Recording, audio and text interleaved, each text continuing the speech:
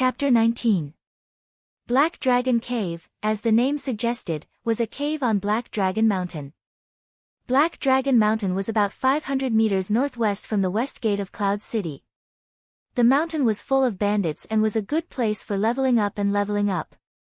It was suitable for players between level 25 and 30. This was the introduction of Black Dragon Mountain on the official website. Black Dragon Cave was another place compared to Black Dragon Mountain. The bandits in the cave belonged to the elite members of Black Dragon Mountain and were around level 35. Moreover, the terrain of the cave was complex and twisted. If a player got lost inside and couldn't get out, the online GM wouldn't care about this kind of mistake. This was the official introduction. This caused the players to curse again. Because of Gu Fei's words before he left, it caused the Sword Demon and the others to argue absent-mindedly. As a result, when Gu Fei rushed to the cave entrance, he didn't see the 5 people at all. He only saw a player who seemed to be a mage squatting pitifully at the entrance of the cave. Is this guy our employer? Gu Fei secretly thought and went forward to talk to the person. Hello. The man raised his head to look at Gu Fei. Hello. What are you doing? Gu Fei asked. Waiting for someone. The person replied. Are you waiting for someone to help you complete the Black Dragon Cave's bounty mission? Gu Fei continued to ask. How do you know? The person was surprised. Gu Fei laughed. Because I'm here to help you. Oh. You're from the child elite group. The person quickly stood up.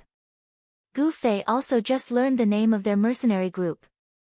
It was quite unpopular, but it was understandable. For a narcissist like the Han family young master, how could the group he formed not have his name as the title? Why are you alone? The person asked. They'll be here soon. Oh. The person responded and began to carefully look at Gu Fei. Previously, he only thought of him as a passerby, so he didn't even bother to raise his head. Now that he knew the other party was related to the success or failure of his mission, he naturally had to carefully examine him. In the end, he was shocked. A straw hat, a beginner mage robe, and a pair of light boots that thieves loved to wear. The unique combination of 3 completely different styles caused the observer in front of him to be instantly lost. He secretly used Identify on Gu Fei to confirm that Gu Fei was a mage. Then he noticed the staff in Gu Fei's hand. The design was very novel. It was strip-shaped, flat, and had a handguard. What kind of exquisite item could this be? The observer secretly speculated. At this time, Gu Fei turned around and looked down the mountain, finally seeing the figures of the 5 people. Both parties met at the entrance of the cave. The Han family young master introduced everyone to the buyer. The buyer was obviously very excited.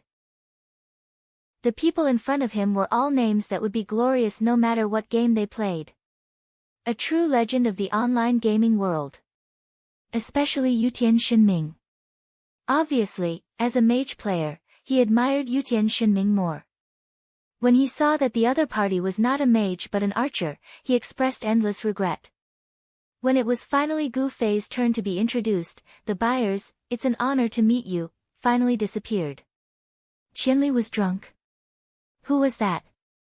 Never heard of him. What did he do? Was he an expert? Everyone could read this line from the buyer's eyes. Gu Fei didn't mind. He wasn't in this circle anyway. If you went to the Kung Fu world and asked around, who didn't know Gu Fei's name?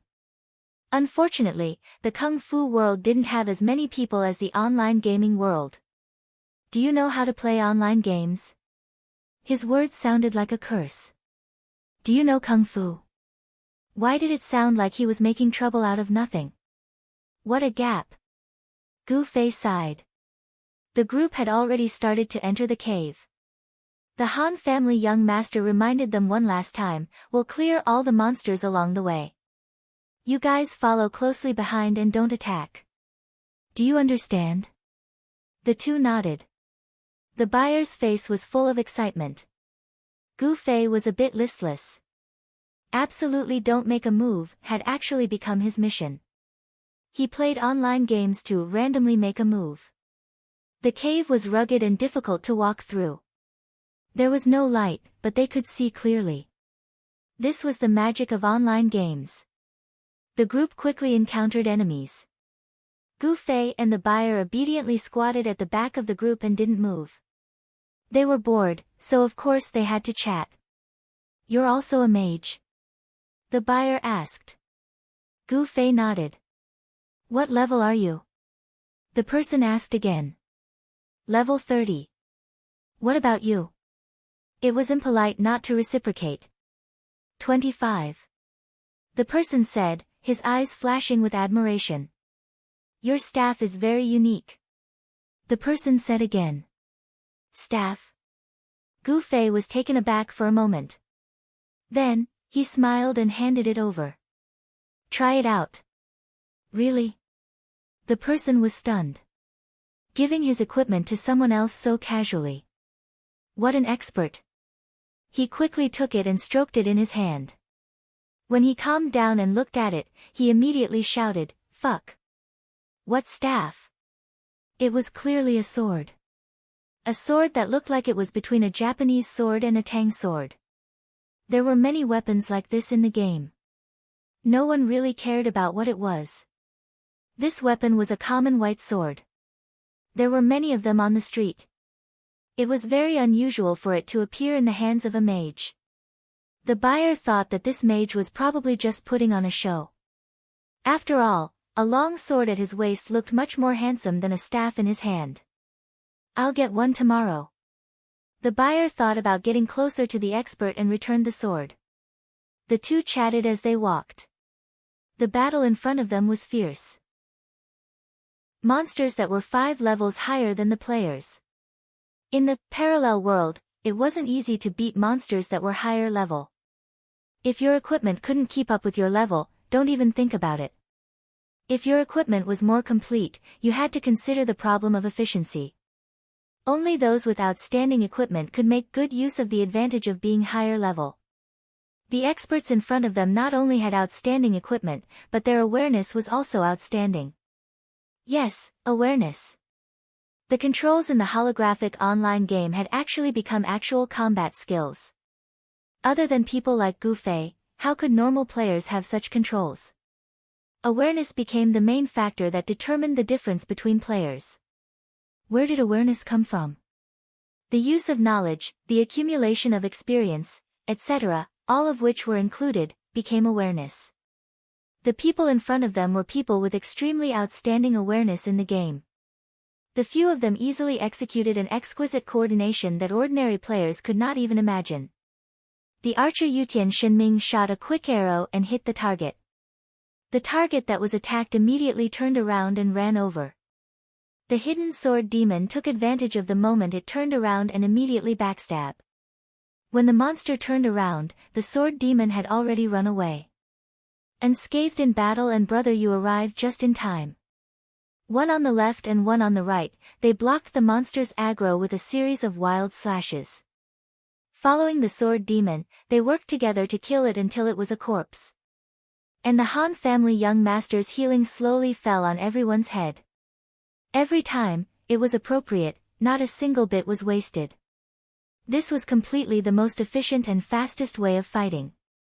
More importantly, every time, only one monster that was a roadblock would be cleared, and it would not disturb the others. This was the reason why the Han family young master didn't let the two mages, Gu Fei and the buyer, attack. The chanting, light, and attacks of the mages all had a considerable aggro range. They wouldn't be like the archer, who only attracted attacks. What was aggro? Simply put, it was when the monster judged the threat of the player based on the player's actions. The data that described the threat was the aggro value. When the aggro value reached a certain value, the monster would attack the player. And when the monster was threatened by more than one player at the same time, it would choose the one with the highest aggro value to attack. Because the mage's aggro range was too large, it was easy to attract 3 to 5 small monsters to attack at once. This was not what everyone wanted to see. The target of this mission was the bandit leader, so there was no need to waste time on the road. They had to complete the mission with the most efficient and fastest speed. This was the style that the Han family young master had always insisted on. Moreover, the parallel world would record the completion of all kinds of missions based on time. The name that would be recorded at the mission office was, of course, the name of the buyer who accepted the mission. But the name of the child elite group would be recorded in the hall of the mission office. This was the best way to prove the ability of a mercenary group. The team advanced in such an efficient manner that even the Han family young master couldn't help but praise. If it wasn't for the appearance of the parallel world in the online game that unified the world, it was hard to imagine that these experts would work together. Thinking of this, the young master of the Han family took a moment to look back. In the end, he found that Gu Fei and the buyer were like two tourists on a sightseeing tour, walking at an unhurried pace, supporting each other and pointing at the scenery inside the cave. The two of them did not even look at the exquisite teamwork of the few people. The Han family young master couldn't help but feel a little depressed. It was fine if he was a stranger, but Gu Fei was one of the members of this team. Compared to the others who had interacted with each other in many online games, Gu Fei was very unfamiliar with them. Therefore, he had to quickly understand the characteristics, style, and habits of each member in the team. Only then could he effectively integrate into the team and become the finishing touch to the team's cooperation. But this guy didn't seize the opportunity to observe and learn. Instead, he was chatting with a level 25 lousy mage who didn't know what he was talking about. The Han family young master was furious. But at this moment, he didn't have the time to teach Gu Fei. The few guys who were struggling at the front still needed him to take care of them. The priest was actually a very busy and tired character. Many girls thought that this class, which healed people and didn't need to be stained with blood, was the most suitable for girls. But in fact, an excellent priest must have a good overall view, high concentration, calm judgment, and the ability to make decisions at critical moments, as well as the ability to seize the opportunity. This was something that very few female players could achieve. Therefore, although there were many girls playing as priests, the real top priests were all male players. The Han family young master was such a character. In the previous games, his partner Sword Demon was the leader, and he was the support. But this time, the holographic game was a big blow to Sword Demon. Seeing that he was more or less absent-minded, the Han family young master personally went into action and formed this team with himself as the core. With his perfectionist character, he couldn't bear to see Gu Fei, the new recruit, not working hard at all and treating the mission as a vacation. If not for the fact that he couldn't spare his hands, he would have rushed back and pointed at his nose and scolded him. Chapter 20. Sword Demon and the others were focused on clearing the monsters in front and had no time to pay attention to what was behind them. Moreover, they weren't as stubborn as Han family young master. He thought that if they were on a quest, even if they had nothing to do, they should still pay attention to what others were doing. The party advanced into the depths of the Black Dragon Cave. Han family young master always wanted to find a chance to turn back and teach Gu Fei a lesson. Unfortunately, having done this quest once, he knew that there was no chance for him to do so this time. The deeper they went into the cave, the higher the level of the monsters and the denser they were. If they wanted to continue advancing like this without alerting any extra monsters, they couldn't even take a wrong step. They had to kill their way to the deepest part of the cave. There was a stone door there, but the small boss guarding the mechanism was also quite strong. After killing it and opening the mechanism of the stone door, it would be the one room of the bandit leader Soa Tuesday. Han family young master calculated their progress and the time, but he didn't know that an accident had happened behind them. The mountain path in the cave was difficult to walk, 1 foot was high and 1 foot was low. The employer was careless and missed a step. He staggered and stumbled a few steps to the side. Be careful. Gu Fei saw that he only lost his balance and didn't fall, so he only reminded him verbally. The employer steadied his steps and thanked him. But at this time, Gu Fei suddenly felt that something was wrong in the darkness behind the employer. Get out of the way. Gu Fei yelled and dashed over. Before the employer could react, he saw Gu Fei sweep past him like the wind and landed behind him. Ding! A crisp sound of a sword clashing was heard. Gu Fei's long sword was already out of its scabbard and collided with a shadow in the darkness. Go, you don't need to help me. Gu Fei turned around and said. Fuck. After turning around, Gu Fei yelled with all his heart. The guy had already run far away and had no intention of helping Gu Fei. From his point of view, since Gu Fei and the others were hired by him to help him, they had the responsibility and obligation to protect him, so it was necessary for Gu Fei to step forward and help him. As for him helping her instead? Fuck. If I could deal with these monsters, why would I need to buy you? The employer thought. Alright, you can continue on your way. Gu Fei said to the kid as he casually accepted the challenge. The employer walked away in a daze, a little puzzled. Wasn't that person a mage? Why does it look like he's fighting a monster in close combat? Oh. He walked closer to pull aggro from the monsters, causing them to quickly shift their attention from me to him. As expected of an expert. The employer hurriedly chased after the main force, leaving Gu Fei to face the enemy alone. It was not easy to fight in the dark. Gu Fei retreated as he fought. Gradually, he returned to the center of the road. There was light coming from nowhere. Gu Fei could finally see his opponent clearly. He was also a bandit, but he was dressed in blue. What does blue clothing mean? It was the same as the blue name in normal online games. In holographic online games, the NPCs no longer had names above their heads. Of course, it was no longer possible to distinguish between blue and gold names.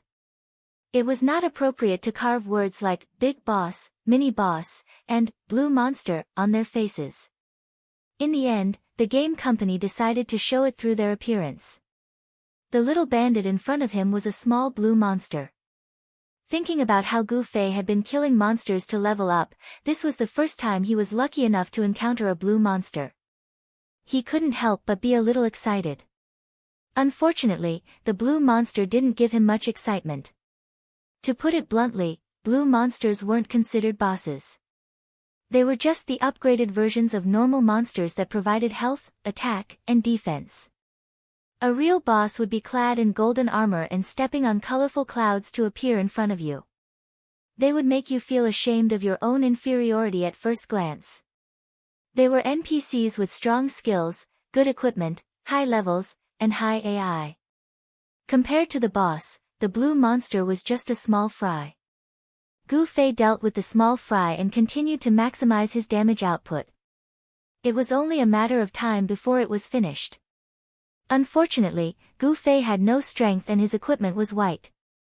He could deal with normal monsters quickly, but fighting the upgraded version was a little tiring. It took a few minutes before the blue monster finally fell to the ground. Before lying down, Gu Fei clearly heard the small blue monster mumble, "I will never give the key to the secret passage to anyone." What key? Gu Fei asked subconsciously. But the monster was already dead. Even if it wasn't dead, it wouldn't answer if it wasn't a planned conversation. Gu Fei hurriedly flipped the little blue monster's body. In addition to dropping more coins than normal monsters, there was actually a heavy iron key. He took a closer look, Black Dragon Cave's secret passage key.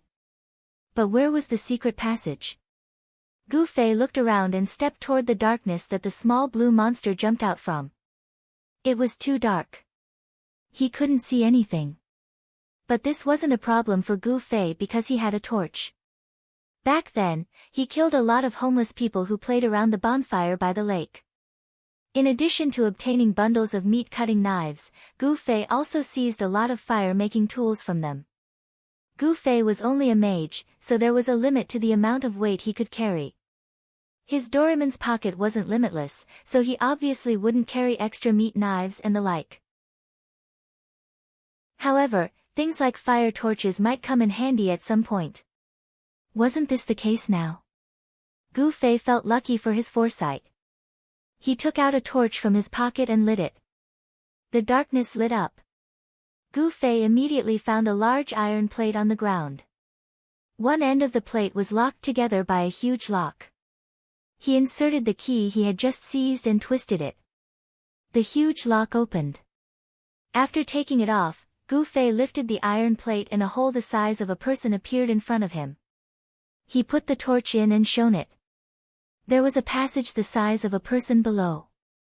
Gu Fei quickly sent a message to Sword Demon and received a system notification of "Message reception closed" from the other party.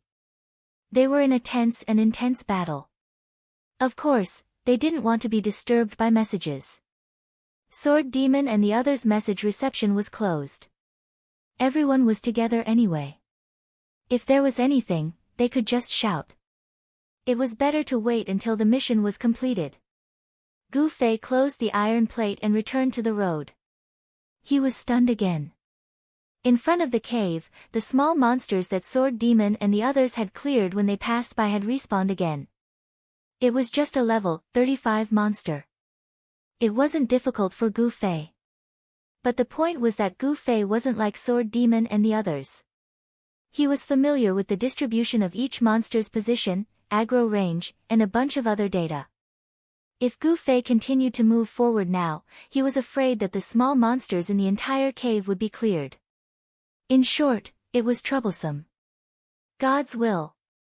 Gu Fei sighed and turned back to open the iron plate.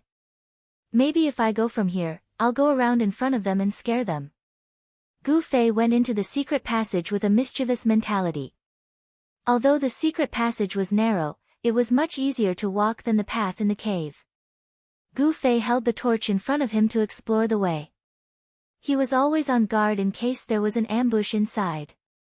In the end, it was safe all the way. Gu Fei came to the end of the secret passage, a huge stone door. He reached out and pushed with all his might. The stone door slowly opened. But it had the tendency to bounce back and close at any time. Gu Fei pushed and squeezed, and finally got through. He let go, and the stone door closed again. He pushed it twice, but the stone door didn't move. Open it? He was sweating from pushing it just now. It was impossible to open it like this. Gu Fei was a little dissatisfied with his own strength. It seemed that he could consider adding some strength. After leaving the stone door, he looked around. It was empty. He didn't expect to find such a flat and spacious place in the cave. Gu Fei immediately noticed a small wooden house standing alone on the flat square.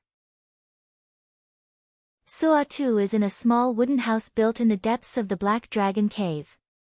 Although the outside of the house is flat and spacious. Gu Fei recalled what the Han family young master said when he introduced the mission. He had actually arrived at his destination. So this secret passage was the shortcut to this mission. Gu Fei was happy. Since no one had come yet, then. Gu Fei held the saber in his hand and walked towards Suatu's small wooden house. He admired the strategy designed by the Han family young master. And their exquisite cooperation along the way was seen by Gu Fei. If he really followed the Han family young master's plan, he was afraid that it would be more daunting than dangerous. However, admiration didn't mean that he liked it. What Gu Fei liked was direct, face-to-face combat. Luring monsters, blocking monsters, pulling aggro. Gu Fei had often heard of these terms, so he had a rough idea of what they were. These were all things that reflected the skill of an expert in the game. Unfortunately, Gu Fei was different. He wanted to become an expert in this game, but he didn't want to rely on his in-game skills. Instead, he wanted to rely on his martial arts. This was the reason why he came to this parallel world.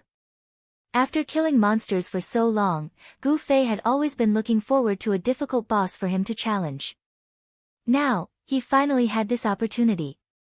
It had to be known that this kind of quest boss wasn't that easy to find. The system would randomly issue quests every day.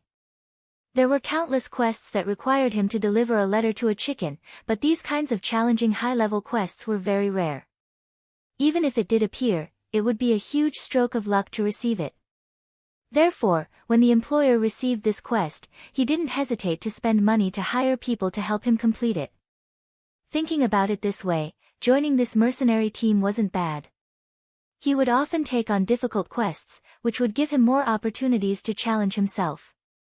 As Gu Fei thought about it, he was already outside the wooden hut. Inside was an NPC, someone who wanted to chop off his head to complete the quest. Of course, Gu Fei wasn't bored enough to knock on the door and greet him. He kicked the door open and shouted, "Suatu." It seemed like this method could also attract the aggro of the monster. The guy lying on the bed flipped over, picked up a large knife at the foot of the bed, and slashed at Gu Fei. Gu Fei swung his knife to meet it. Crash! So strong. Gu Fei blocked it, but he couldn't withstand the force. He was sent flying by Suatu's knife. Suatu roared and rushed out of the hut. Gu Fei's face turned green. He still remembered what the Han family young master said, as soon as Suatu leaves the hut, he will whistle for his underlings. Chapter 21. As expected, after Suatu rushed out of the house, he stuffed 2 fingers into his mouth and whistled. The whistle echoed in the surroundings. Gu Fei looked around nervously, but did not see a single monster. However, Boss Suatu did not care about this. After whistling, he brandished his broadsword and rushed towards Gu Fei. Suatu was a humanoid monster that was about the same height as a normal person. However, his upper body was bare, and his face was also very fierce. He was in line with the official rule of, as long as it was a monster that players needed to kill, it must have a disgusting appearance. Suatu rushed in front of Gu Fei with a fierce expression and swung his broadsword. This time, Gu Fei did not dare to take it head-on. He twisted his body and dodged. From his point of view, Suatu was an opponent that was faster and stronger than him.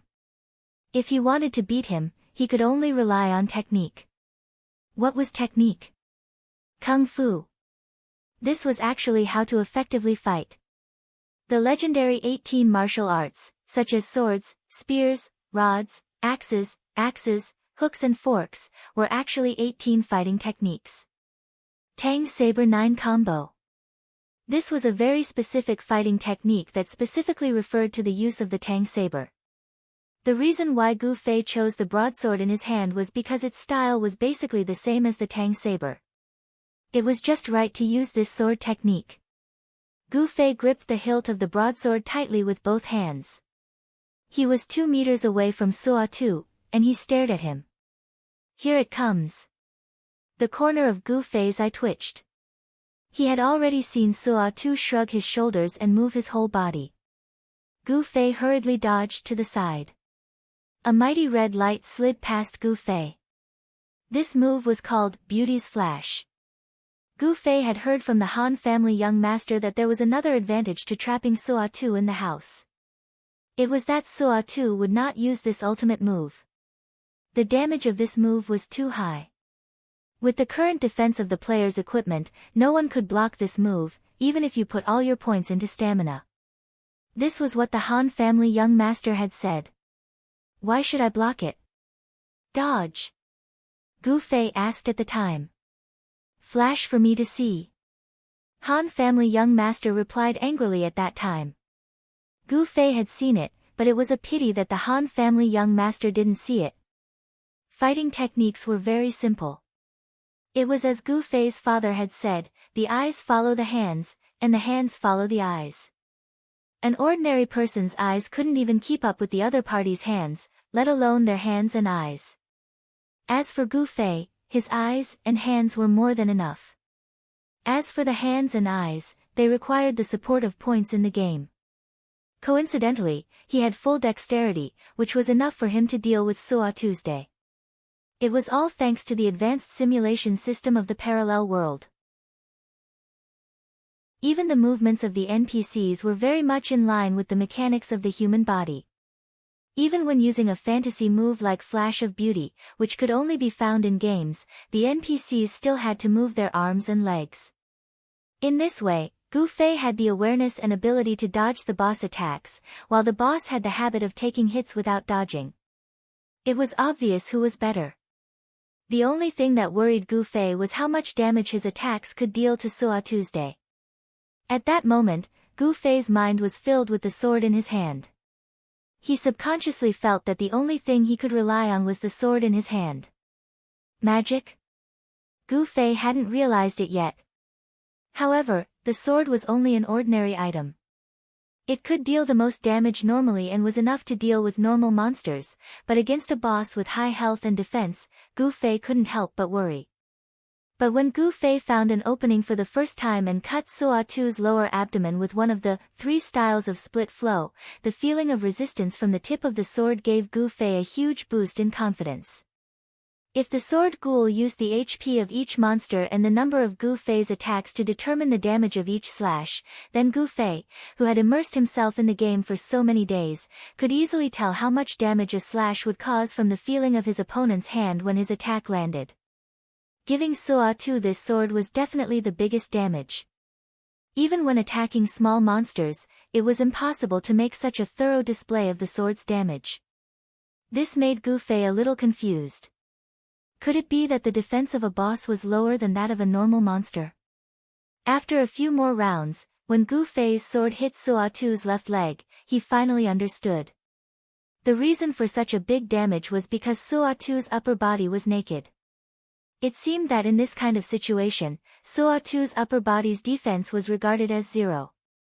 And when he slashed Suo Tu's left leg just now, because Suo Tu's leg was wrapped in some kind of armor, the sword didn't cause any damage at all. After thoroughly understanding this, Gu Fei braced himself and looked for an opening to attack Suo Tu's upper body. As for his lower body, he knew that attacking was useless. When there was an opening, Gu Fei no longer paid attention to it. Even so, this battle with Suo Tu lasted a full 15 minutes. Although Suo Tu's defense was 0, the boss's health was really not to be underestimated.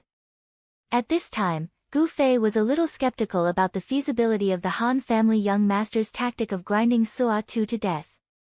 Gu Fei had just learned the chain fireball that he mentioned. This spell clearly wasn't an AoE spell, but it had a little additional effect. With that little damage, if he wanted to grind Suo Tu to death. Damn, they didn't even have to go to work the next day. Suo Tu, whose injuries were all on his upper body, was automatically decapitated the moment he fell. Moreover, the severed head was automatically wrapped up. Gu Fei smiled. After all, this NPC was made to look like a living person. If players really killed him and then cut off his head, wouldn't that be too cruel and bloody? He picked up the bag and looked at it. The label was head of the bandit leader. But at this time, Gu Fei was trapped at the bottom of the cave. The secret stone door that he had snuck in couldn't be opened from this direction, and the door that the sword demon and the others were going to break through from the front, Gu Fei didn't find any opening mechanism here. It seemed that he could only wait for them to kill their way over and open the door before he had a chance to get out. With nothing to do, Gu Fei strolled into Suo Tu's small wooden house. As soon as he entered the door, he heard a weak voice say, "Who are you?" Gu Fei was startled. Before he could respond, the voice had already started babbling. Gu Fei heaved a sigh of relief. This was the style of an NPC in the parallel world. Asking, "Who are you?" was just to make you aware of his existence. The rest of the nonsense was the legendary explanation of the plot. Next. "Are you willing to help me?" the weak voice said. "So it's a quest." Gu Fei muttered to himself. He didn't pay much attention to the NPC's mutterings. He seemed to be saying that he came out from somewhere to look for something, and ended up being captured by bandits here. He was unyielding, so he was tortured half to death. Now he only had one breath left. Fortunately, a hero like Gu Fei appeared. He hoped that Gu Fei could help him complete his unfinished business and so on. Gu Fei didn't even think about it and chose to accept. It was a quest. He wouldn't lose anything by accepting. Even if he didn't want to do it in the future, he could cancel it at any time. As for the quest information that he didn't hear clearly, it didn't matter. There would naturally be an introduction on the official website, and he could check it at any time. After hearing Gu Fei agree, the guy who was on his last breath immediately said, "Thank you. Take my badge. Good luck." The dying man stretched out his hand to Gu Fei. Gu Fei took the item in his hand, and he immediately stopped breathing. Gu Fei looked down at the badge in his hand. There was no information, only the name of the badge, Eddie's badge. The badge's information was shining with a golden light. This was a word that only high-end equipment in the parallel world would have. Eddie's badge, all attributes +6. This was just the beginning of the quest. He hadn't done anything yet, and he had already obtained such a powerful item. What kind of quest is this? Gu Fei was surprised. Frankly speaking, an item with all attributes +6 was far inferior to equipment like Frostbite's Memories, which had a single attribute +25. Although the total attributes it increased were 5 points more than Frostbite's Memories, in reality, no character would increase all their attributes equally. From the perspective of maximizing one's greatest advantage, this Eddie's badge was actually of little value. However, a golden equipment was a golden equipment. Its appearance seemed to indicate the value of this mission. Even though Gu Fei wasn't very interested in the quest, he couldn't help but be moved. He immediately opened the quest interface and saw that there was a quest in his quest column, Eddie's quest. Eddie, who embarked on this journey to complete his quest, unfortunately met with misfortune in the hands of the mountain bandits. Can you complete his quest for him? That was the only sentence in the quest introduction. This was how the quests in the parallel world worked. The information was all in the NPC's dialogue. The quest column only informed the player of the existence of the quest, but there were no other hints. Why would players who weren't satisfied with doing quests on the streets carry small notebooks in their hands and crazily memorize anything the NPCs said? Gu Fei put the badge on his chest and looked down.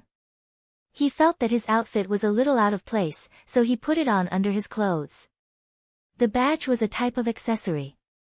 As long as it wasn't in Doraemon's pocket, it would be useful no matter how it was carried. At that moment, Gu Fei felt his own strength. All attributes +6 was equivalent to an increase of 30 attribute points. It was equivalent to leveling up by 6 levels. Right, I wonder if there's anything good in Suatu's place. Let's go through it quickly. As Gu Fei thought about it, he buried his head in the room and started rummaging. At that moment, Sword Demon and the others, who were still outside the cave, had finally reached the final juncture. There was a small boss guarding the door, and there were many small bandits around. It was quite difficult to deal with. The few of them used all their strength to clear them all. Unscathed in battle, who was in charge of pulling the aggro of the monsters, almost died. Fortunately, Sword Demon came to help him at the last moment. At that time, Han family young master's mana was almost depleted, so he couldn't help at all. Only his old comrade, Sword Demon, could instantly sense his predicament. After the battle ended, everyone checked their injuries. Other than Han family young master and Yutian Shinming, who specialized in ranged attacks, the other three were all in a difficult situation. Alright. Han family young master comforted everyone. The troublesome matter has ended here. The following battles are just to kill time. The monsters here will only respawn after 5 minutes. Everyone can take a break to recover their HP. Qianli, it's up to you now. Qianli.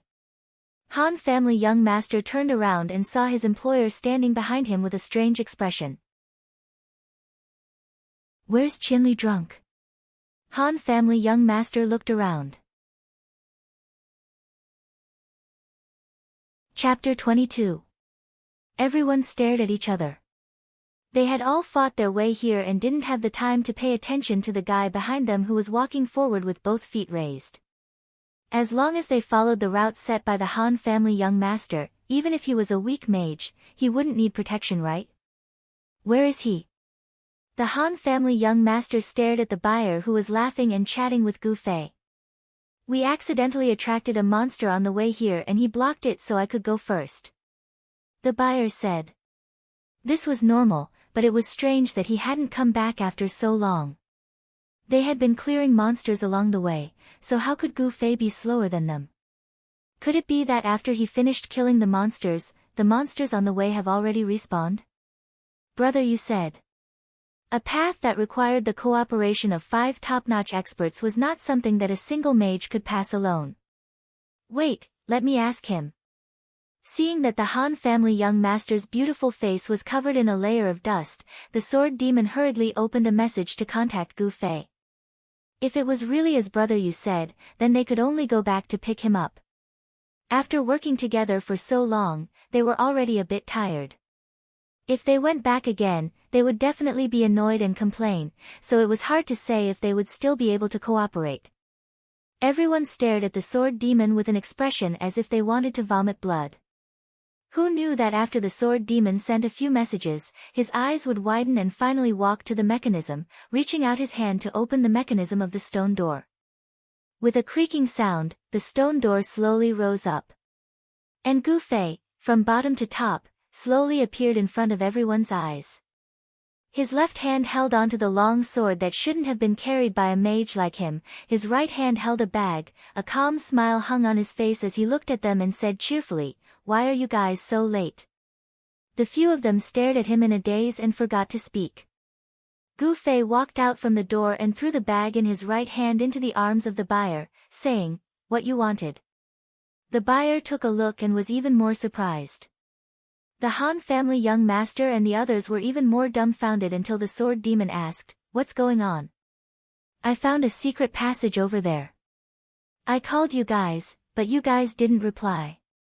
I walked through the secret passage and ended up inside. After that, I killed Suatu and brought back his head." Gu Fei said. "How did you kill him?" Han family young master was in disbelief.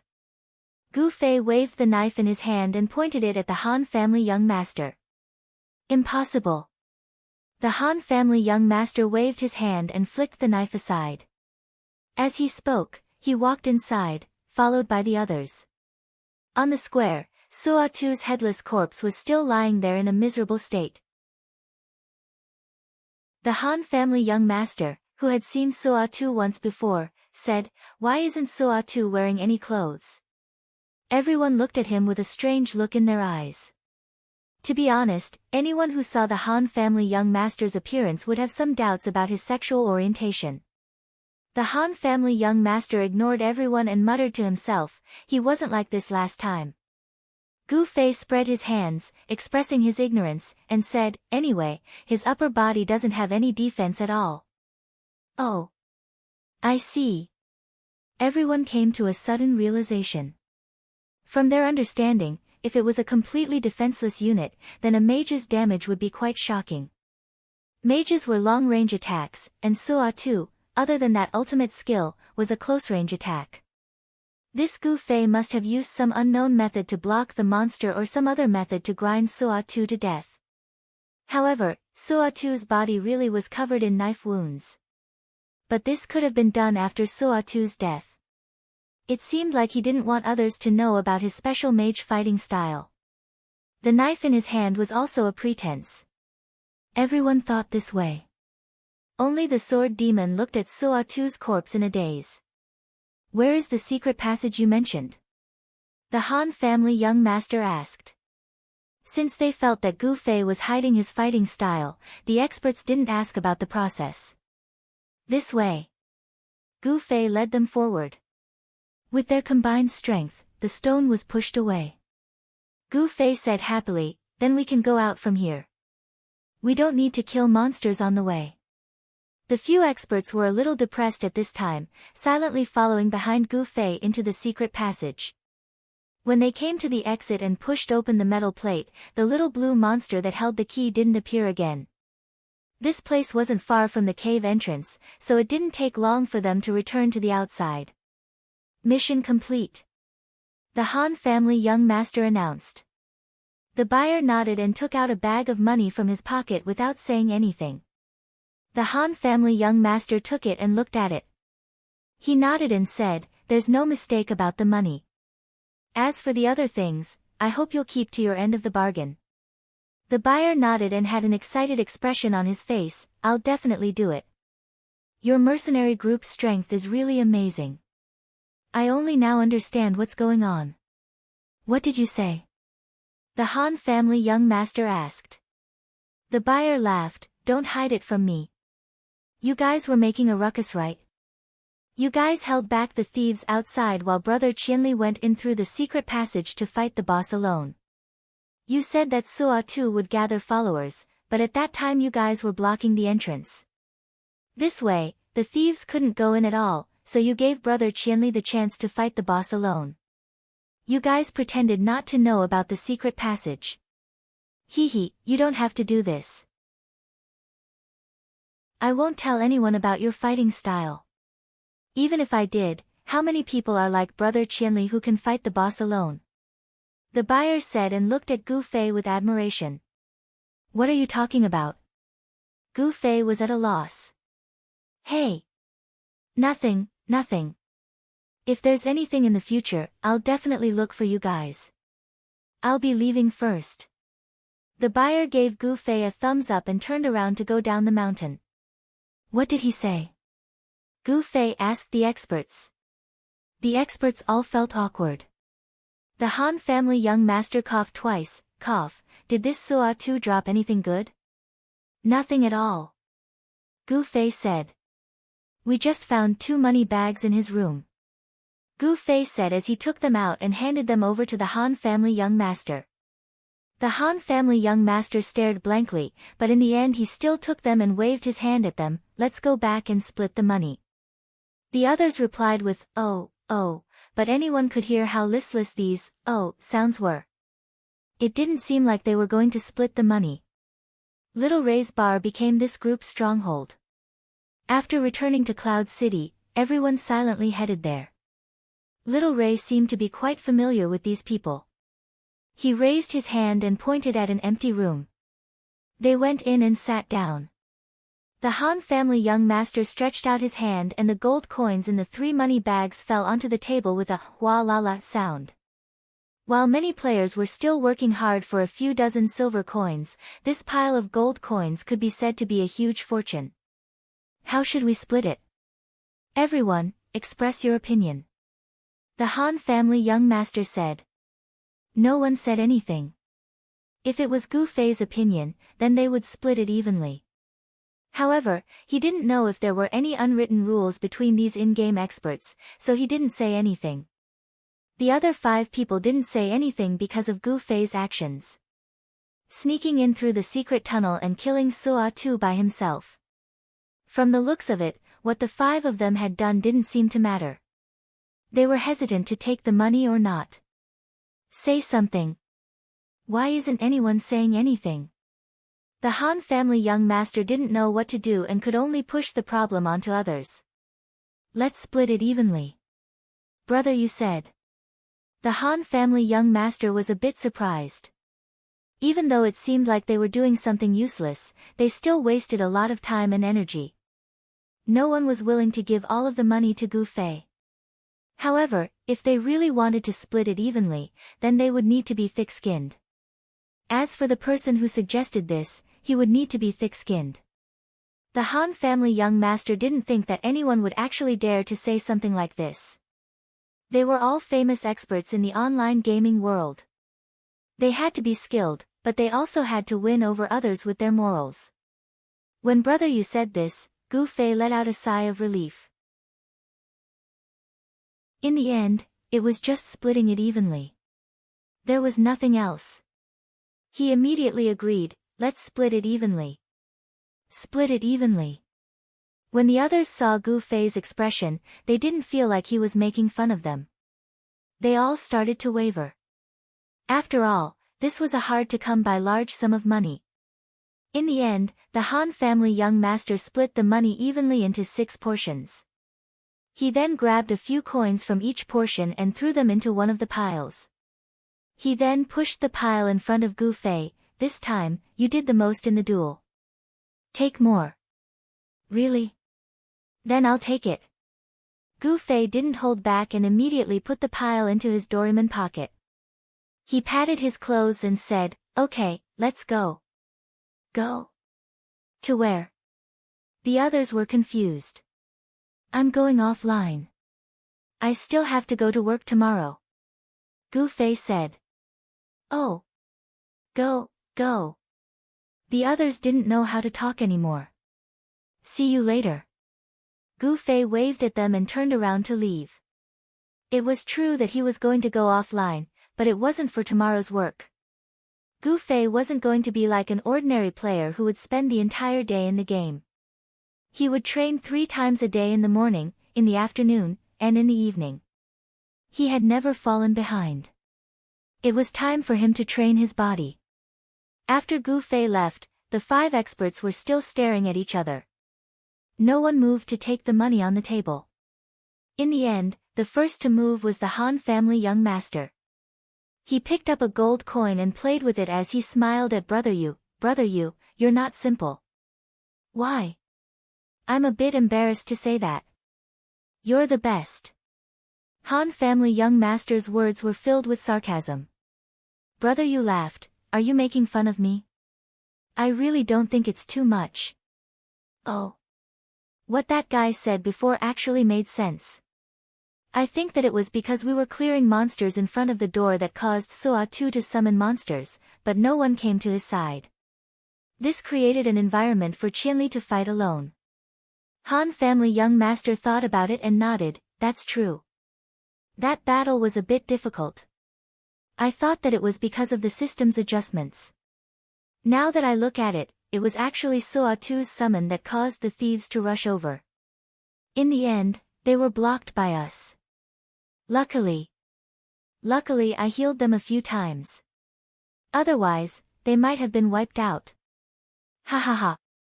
Everyone's expressions were different, but most of them showed admiration towards Sword Demon. It was hard for him to form a golden partner with such a person. So, it's not too much to split it evenly. Even if there was a bit. Didn't you give him more just now? Brother Yu said at this moment. That's right, that's right. Come, everyone take the money. Han family young master called out. Everyone took the money into their pockets, but the atmosphere didn't change. Money was just a small matter for these experts. What they really cared about was that there was a player who did something they couldn't do. Fight the boss alone. The few of them were thinking about this question. Then, they could only laugh bitterly, not to mention the fact that he was topless. Even if he took off his pants and didn't have any defense, I still wouldn't be able to beat him. Chapter 23. After logging out of the game, he still had to go to the so-called safe zone. Gu Fei left Little Ray's bar and hurried to the safe zone. On the way, he passed by the guild building and saw that it was bustling with people. Now that he was level 30, guilds had sprung up in the game like bamboo shoots after a spring rain. 2 days ago, Fireball came to ask Gu Fei which guild he was going to join. Later, when he saw that Gu Fei seemed to be indifferent, he gave up and carefully chose a guild on his own. I wonder if Fireball found a guild to join. Gu Fei muttered in his heart. He opened his friend list and glanced. Fireball wasn't online. Fireball's time online was rather irregular. He couldn't guess what he did at all.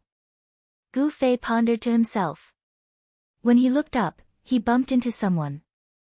Gu Fei stumbled. He couldn't help it. His body was just that weak in the game. Fortunately, he had just put on the Eddie's emblem. Otherwise, without the 6 points of vitality and strength, he might have been knocked to the ground on the spot. It's you. Gu Fei raised his head and saw who it was. Shi Xiaotian. Sure. Shi Xiaotian made a shushing gesture. Help me. He turned around and hid behind Gu Fei.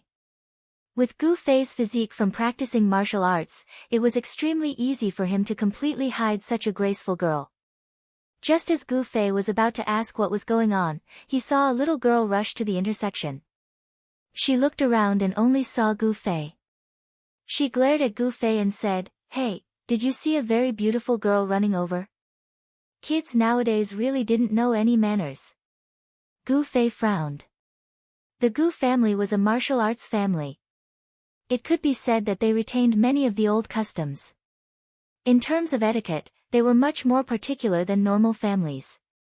They didn't have many formalities, but they were still quite strict in terms of seniority and respect for teachers.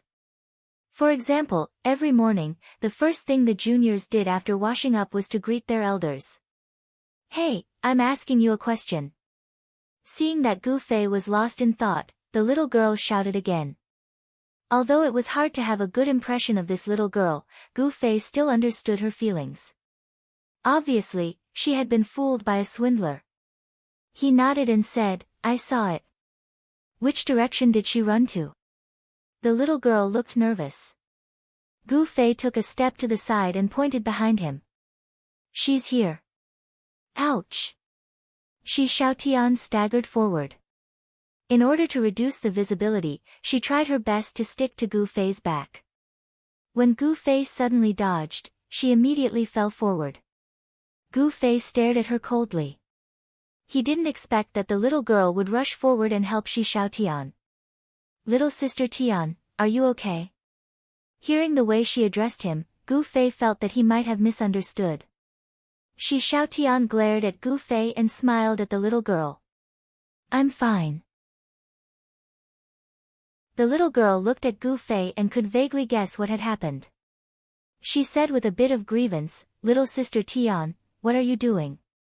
"Kitty. I really can't agree to what you said." Shi Xiaotian replied.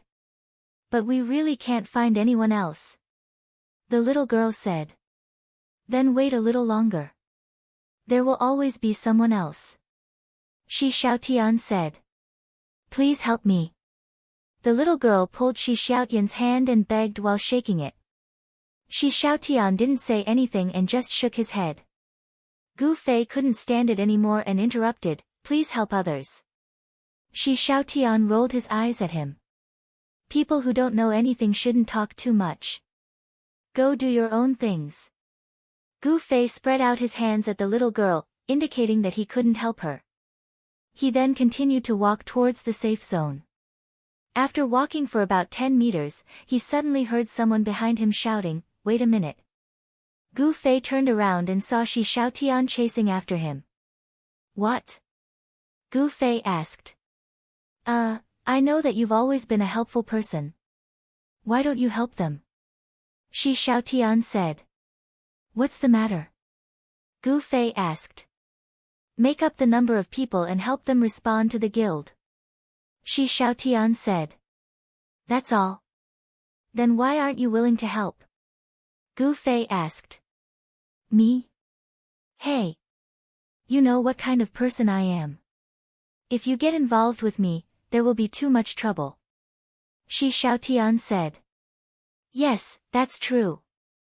If that's the case, it's quite meaningful for me to make up the number of people. Many innocent players won't be implicated because of you." Gu Fei said.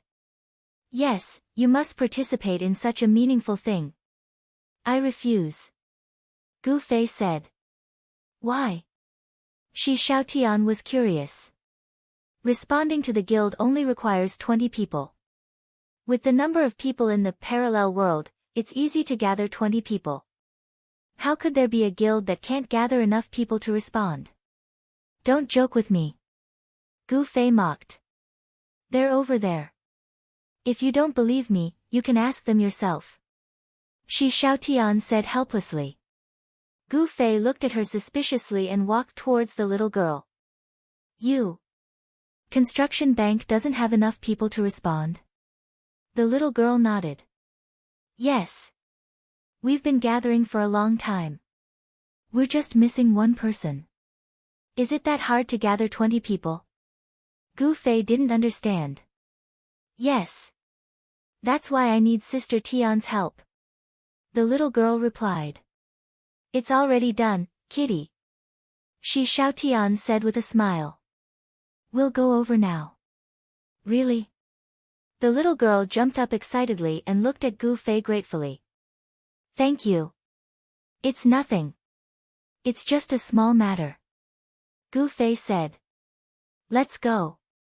The little girl happily ran towards the guild building. "Let's go." Shi Xiaotian pushed Gu Fei and chased after her. The guild building was filled with people. It was so noisy that it was hard to hear what was being said. Calls for people to join could be heard from all directions. Guild of 4 guilds. You've helped with all the quests. Come and respond. Beauty, come to our guild of small guests. We'll give you your salary every week. Home of warriors. The guild leader is a level 30 warrior.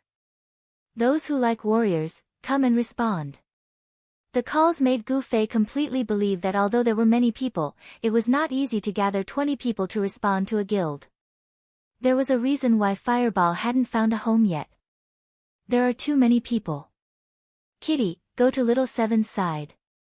We'll go to the response area. I'll let you know when we get there.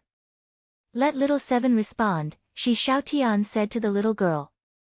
The little girl responded and squeezed to the other side. Shi Xiaotian dragged Gu Fei and squeezed in the opposite direction. Near the response area, the people were even more crowded. At this time, those who came to choose a guild response were regarded as prey by the surrounding players who were soliciting customers. As soon as Gu Fei showed his head, he was immediately caught. Brother, what level are you? Come and join our guild. Respond to us, respond to us. Another person rushed out from the right. None of you are allowed to snatch him from me. Shi Xiaotian revealed his rugged side. He's mine. None of you are allowed to snatch him from me. Shi Xiaotian said as he grabbed Gu Fei and dashed towards the window. For the convenience of the players, there were sometimes some facilities in the game that didn't have much of an atmosphere. For example, this response area was a touch control screen. It didn't match the style of the game at all, but it was something that couldn't be helped. The two of them lined up and gradually arrived in front of the screen. After Shi Xiaotian sent the message, he nodded to Gu Fei. You can respond now. What's the name of the guild? Gu Fei had already opened the search bar. Rebirth Amethyst, Shi Xiaotian said. Gu Fei typed in and looked. Sure enough, there were already 19 people responding. One more person and the guild would be established. He immediately clicked on the response button. Ding! The system notification sounded in his ear. Gu Fei received a series of system notifications. Guild Rebirth Amethyst is officially established. Player Qianli Drunk has become a member of Rebirth Amethyst's guild. Please refer to the guild panel for more information about the guild. Done. Gu Fei said. He turned around and saw that Shi Xiaotian was already struggling to squeeze through the crowd. Not good. An ominous feeling welled up in his heart. Gu Fei shouted for him to stop as he squeezed through the crowd. It was a pity that this was a job that required physical strength. Gu Feikong was very agile, but he was unable to make use of his agility in the sea of people. He could only watch as Shi Xiaotian was drowned in the sea of people. What the hell are you doing now? Gu Fei pulled up the friend panel and sent a message. Nothing. It's a good thing.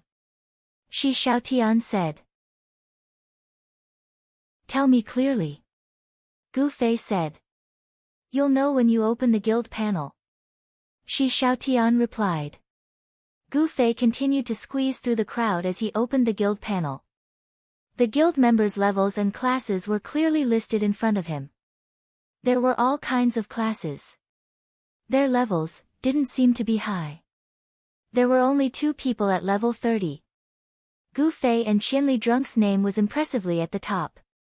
This meant that he was the member with the highest EXP. But at this moment, Gu Fei suddenly froze. He saw that in the gender column, besides Qianli Drunk's name, there was a male next to it. The others were a series of female. From the 2nd to the 20th, there were a total of 19 female. This guild. Why are they all female? At this moment, a series of XXX added you as a friend notifications popped up.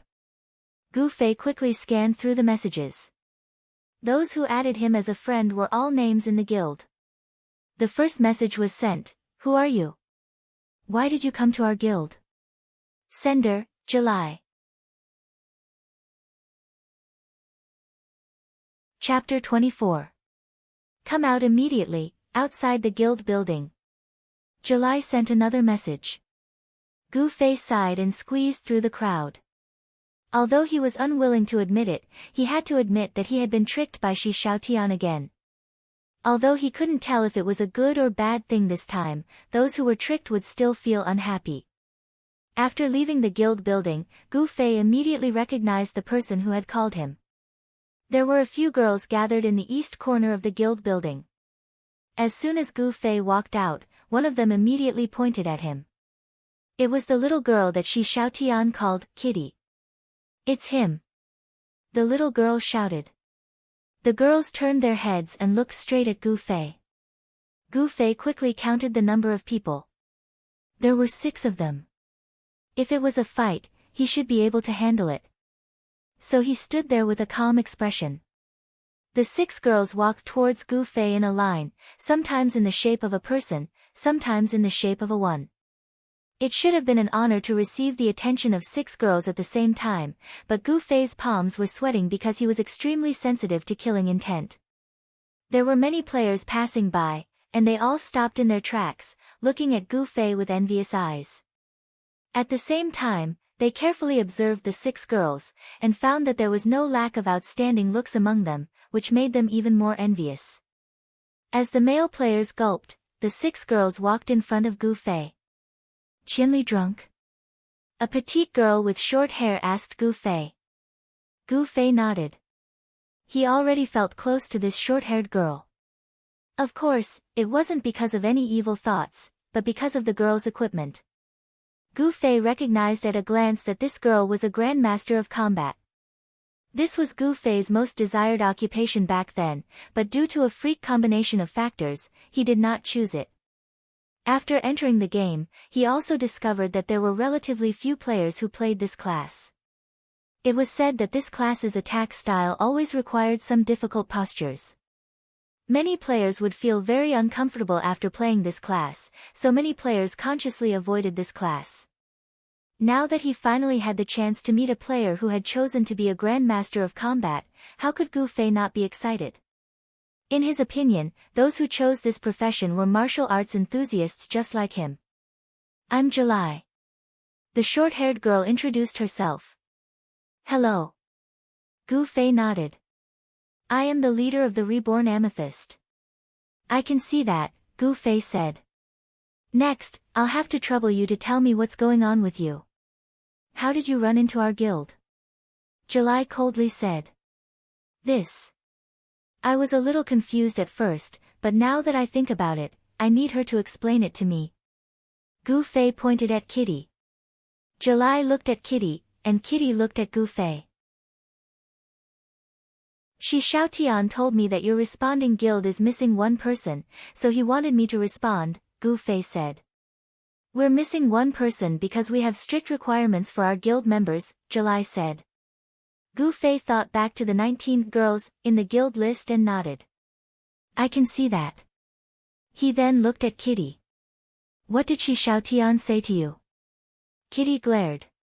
She said that she promised to join a friend's guild, so she couldn't join us. That friend was you. Gu Fei recalled the scene at the time. So she told you that she was coming to tell me. So when she takes me back to you again, you will thank me. Because you thought I didn't make things difficult for her and let her join your guild, right? Kitty nodded. At the time, I thought that Shi Xiaotian was helping her persuade me to respond to your guild, so she thanked me, Gu Fei said to everyone. So, everything is clear now, right? It was a misunderstanding, but it was a misunderstanding designed by someone. That damn little Tian. July stomped her feet. After that, she sent Kitty away because she couldn't let Kitty see that I was the one who responded to the guild. I don't know how she managed to find a loophole in the guild's operation, Gu Fei said. July sighed.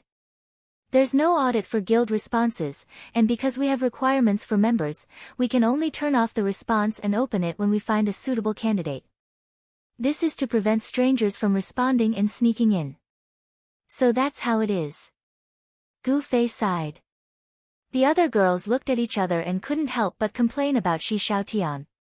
However, it seemed that they only complained verbally, and there didn't seem to be any real hatred, which made Gu Fei quite puzzled. The girls gathered together and whispered, gradually distancing themselves from Gu Fei. Gu Fei saw that there seemed to be nothing left for him to do, and it was getting late, so he hurriedly ran to a safe point and went offline. The girls briefly discussed for a while and finally made up their minds. Hey, that. Where is he? July turned around to talk to Gu Fei, only to find that Gu Fei was already gone. Where did he go? July opened her friend list and saw that Qianli was offline. What kind of person is this? Why did he leave before we finished talking? July was so angry that she stomped her feet. The girls all started to complain about Gu Fei again. Achoo! Gu Fei, who rushed to the rooftop to practice boxing after going offline, couldn't stop sneezing. Damn, who's talking about me like that? Gu Fei speculated from a traditional point of view. The next day, just 1 second after going online, Gu Fei's message notification already sounded. He quickly opened it and saw that it was from July. Where is he? Where is he? Where is he? Where is he? Where is he? Where is he? Where is he? Where is he? Where is he? Where is he? Where is he? Where is he? Where is he? There were 7, where is he? It seemed that this girl really liked the number 7. What do you want? Gu Fei asked. What's wrong with you? We didn't finish talking yesterday, why did you run away? July complained. What else? Gu Fei asked. Come over and talk. July replied. Where? Xia Luo Street, B17. That's right. Although the city in Cloud City wasn't as big as it was in real life, it was still very different from the situation of walking from the east gate to the west exit in a few steps. The city was already so big that it needed to name the streets to differentiate the roads. There were many houses on the streets, and the system only took up a small portion of them. Most of the houses were for sale. Xia Luo Street, B17. Someone probably opened up a new shop. Gu Fei muttered to himself as he walked towards Xia Luo Street. In the game, the player's level was the most important factor in determining the game's market economy. As more and more players crossed the threshold of level 30, many industries in the game began to rapidly develop. Foundry, weaving, mining, farming, and so on. While most players chose to carry large bags and walk the streets to do direct sales, there were also some great RMB warriors who directly bought houses and opened up shops. As a result, apart from street names, house numbers also came into being. B17. B17. Gu Fei muttered this number as he walked up to the door. It was a strange shop that didn't have a clear sign like the other shops. Instead of a normal shop's sign, there was a strange design. It was a diamond-shaped object that glowed with a faint purple light. Gu Fei didn't know what it was, so he didn't dare to rashly push open the door and enter. Instead, he chose to lightly knock twice. The door quickly opened and Gu Fei saw July and a few other girls. Some he had seen yesterday, some he hadn't seen before. He followed July into the room and sat down. The other girls were all sizing up Gu Fei, but their expressions were all different. He could see that most of them were rejecting him, and only a few of them seemed to be indifferent, welcoming or intimate. How awkward. Not a single one of them. Even July, who was sitting across from him, had a helpless expression in her eyes. What do you want? Say it. Gu Fei said to July.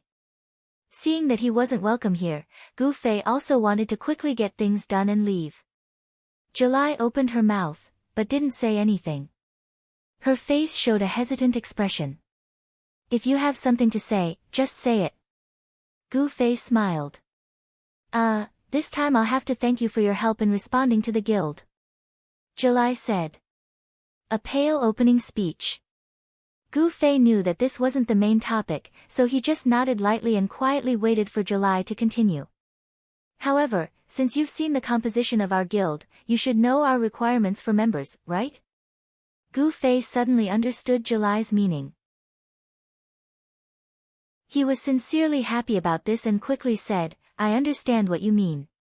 Hee, alright, I'll leave the guild myself. As Gu Fei said this, he brought up the guild panel and was about to do something when he saw July's expression change. She shouted at him, no.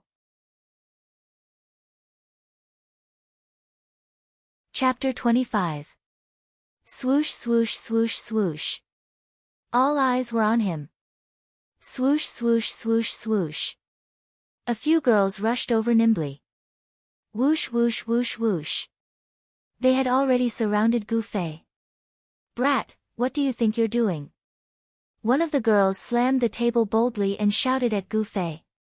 Gu Fei looked at her and felt a wave of excitement. Hey! Another Grandmaster of Combat. This was the first girl he had seen today.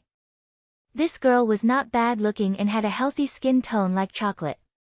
These were just the main points of Gu Fei's observation. He was surprised that two of the girls had chosen the Grandmaster of Combat class. As he thought about it, Gu Fei's eyes began to wander over the others, trying to see if there was a third girl who had chosen the Grandmaster of Combat class. When this girl saw that Gu Fei was indifferent to her question, her eyes paused on her for a moment and immediately turned to search for other targets. That focused gaze was too much like a pervert choosing a suitable prey, and she was actually the first to be eliminated by this pervert. No matter what angle she looked at it from, she couldn't help but feel angry. She immediately stepped forward and blocked Gu Fei's gaze, yelling, Brat, what are you looking at? Gu Fei frowned. In this day and age, girls who spoke so rudely could only be seen in movies and television. Online games were really a magical fertile ground. As he sighed, Gu Fei shook his head, nothing. His nonchalant attitude completely angered this violent girl. She waved her fist and was ready to PK. July shouted, fiercely, it's nothing. He said he wants to leave the guild. Ah. This girl called fiercely was stunned, and her waving hand involuntarily dropped. The girls who had gathered around also looked at Gu Fei with astonishment on their faces. What's wrong? Gu Fei looked at everyone's expression. Did I misunderstand? Didn't you want me to leave the guild? As soon as he said that, the girls looked a little uncomfortable, and a few of them even looked a little apologetic. July saw that she had no choice but to say, you didn't misunderstand. We want you to leave the guild, but not now. What do you mean? Gu Fei didn't understand. Do you really not know, or are you pretending to not know? Boldly and fiercely said, the minimum number of members in a guild is 20. Once the number of members falls below this number, the guild will automatically disband. Oh, then hurry up and find someone to join. Then I can quit, right? As Gu Fei spoke, for some reason, the image of the Han family young master appeared in his mind. He wondered what would happen if that guy joined this guild. The girls looked at each other, and finally, July said, we will find as soon as possible. Before we find a suitable person, I hope you will be wronged for the time being. What's there to feel wronged about? Gu Fei smiled and stood up at the same time. When you find someone suitable, just kick me out. Is that all?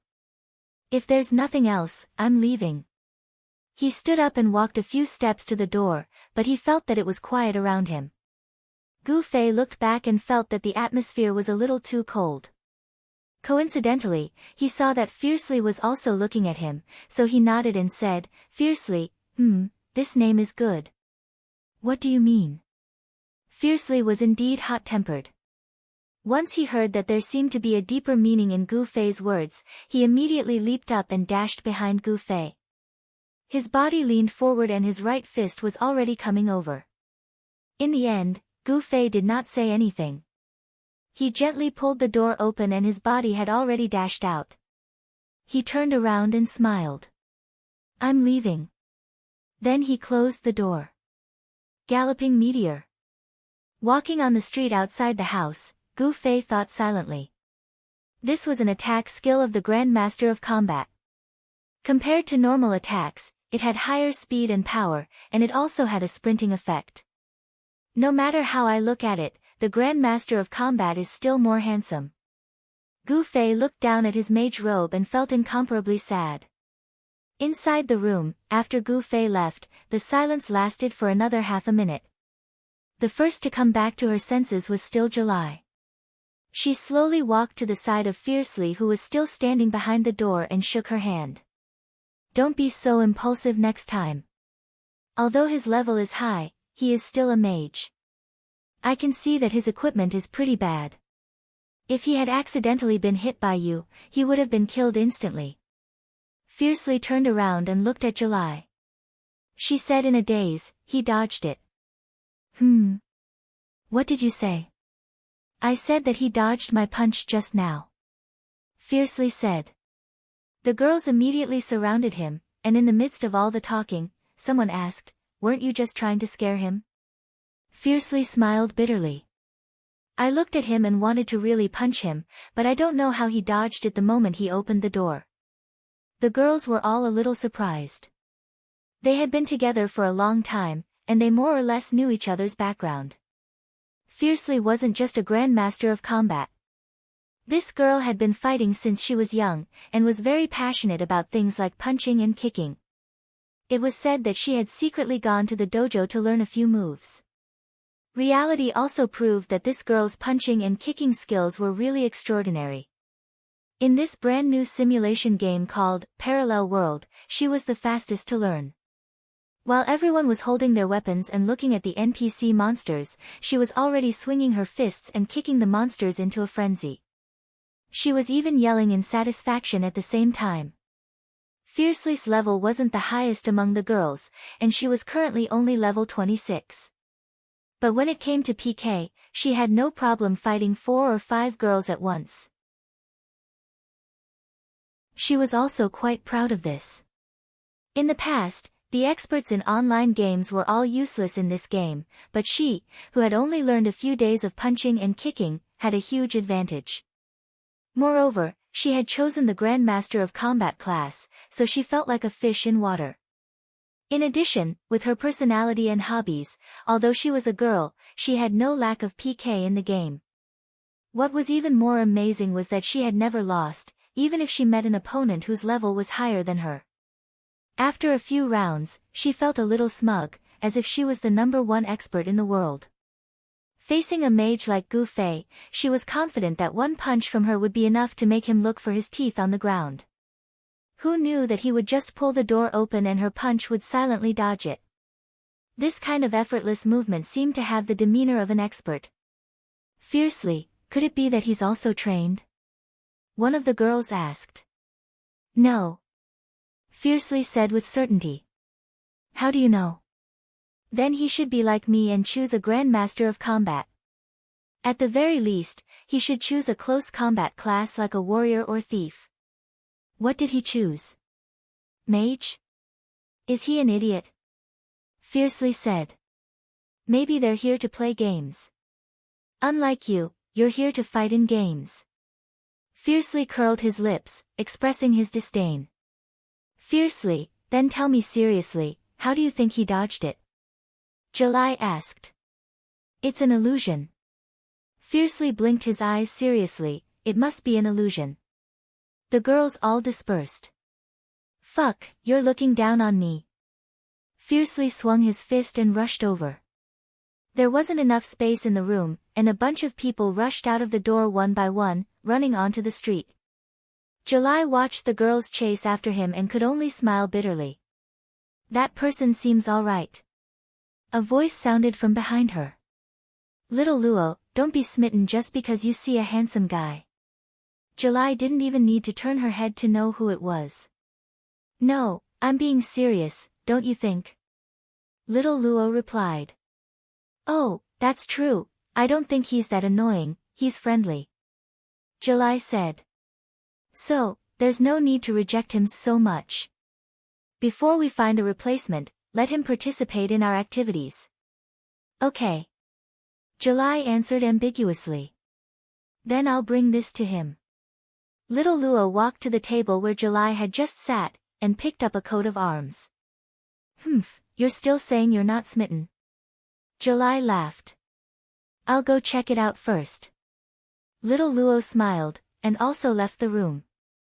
There was no one else in the room. July shook her head with a bitter smile, looked around the room, and also walked out the door. Before she could close the door, she suddenly heard a voice above her head. How was it? That person isn't bad, right? Little Tian, if you keep doing this, I'll be scared to death sooner or later. July sighed. No, you're used to it. Shi Xiaotian lied on the roof, and only his head popped out to talk to July. Do you want to come down? July asked. Yes. Shi Xiaotian said, and lightly flipped down from the roof. This room was actually quite high. When Shi Xiaotian landed, he grimaced in pain, but quickly returned to normal. He looked back at the badge hanging on the signboard beside the door, and said with a smile, You set up the guild here, not bad. As he spoke, he had already squeezed into the room. July had no choice but to follow him back in, and gently closed the door behind her. Shi Xiaotian didn't sit down, but stood by the window, leaning against the wall and asked, How was it? How was that person? I purposely came to see the situation. Alright, stop pretending. How could you be so kind as to cheat him of his things and run away? July said lightly. Shi Xiaotian laughed lightly, and swung his left hand. This, I'll give it to you. July stretched out her arm and caught it firmly. Opening her palm, she saw a simple-looking ring of wood of wind. It was an accessory that added both agility and strength, and any combat profession wouldn't look down on it. Especially recently, players discovered that the difficulty of leveling up after level 30 had skyrocketed, and the price of this kind of equipment that added attributes had also skyrocketed. Of course, July knew the value of this small ring, but she only smiled faintly, and casually tossed it back to Shi Xiaotian. What, you don't want it again? Shi Xiaotian's expression wasn't surprised at all. July didn't answer, and only smiled. Shi Xiaotian also didn't say anything, and threw the ring back into his pocket. He tilted his head to look out the window a few times, and then said, I know, compared to me and any other person, the person you're not willing to join is me, right? We're friends. July said, but the guild involves more than just my own interests. I know. Shi Xiaotian smiled, this is what I like about you. How did you know that Qinli won drunk? July said. He's a guy I couldn't trick in the end. Shi Xiaotian said, looking out the window. What do you mean? Do you remember what I told you? Professional swindlers like us make use of people's greed. No matter how high your IQ is, as long as you have distracting thoughts, I have a way to make you take the bait. But he dodged it. Shi Xiaotian said.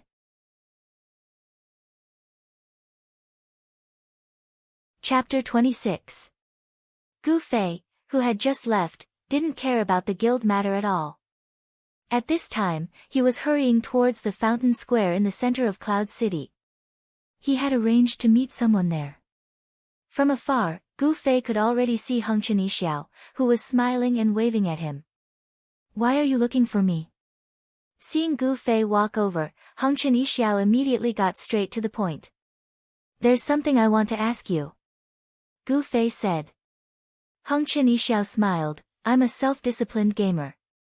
I won't necessarily tell you everything you ask. If you can say it, then say it. If you can't say it, then don't say it. Gu Fei was straightforward. Okay, go ahead. Gu Fei took out Eddie's coat of arms from his chest pocket. Heng Chen Yixiao only casually glanced at it.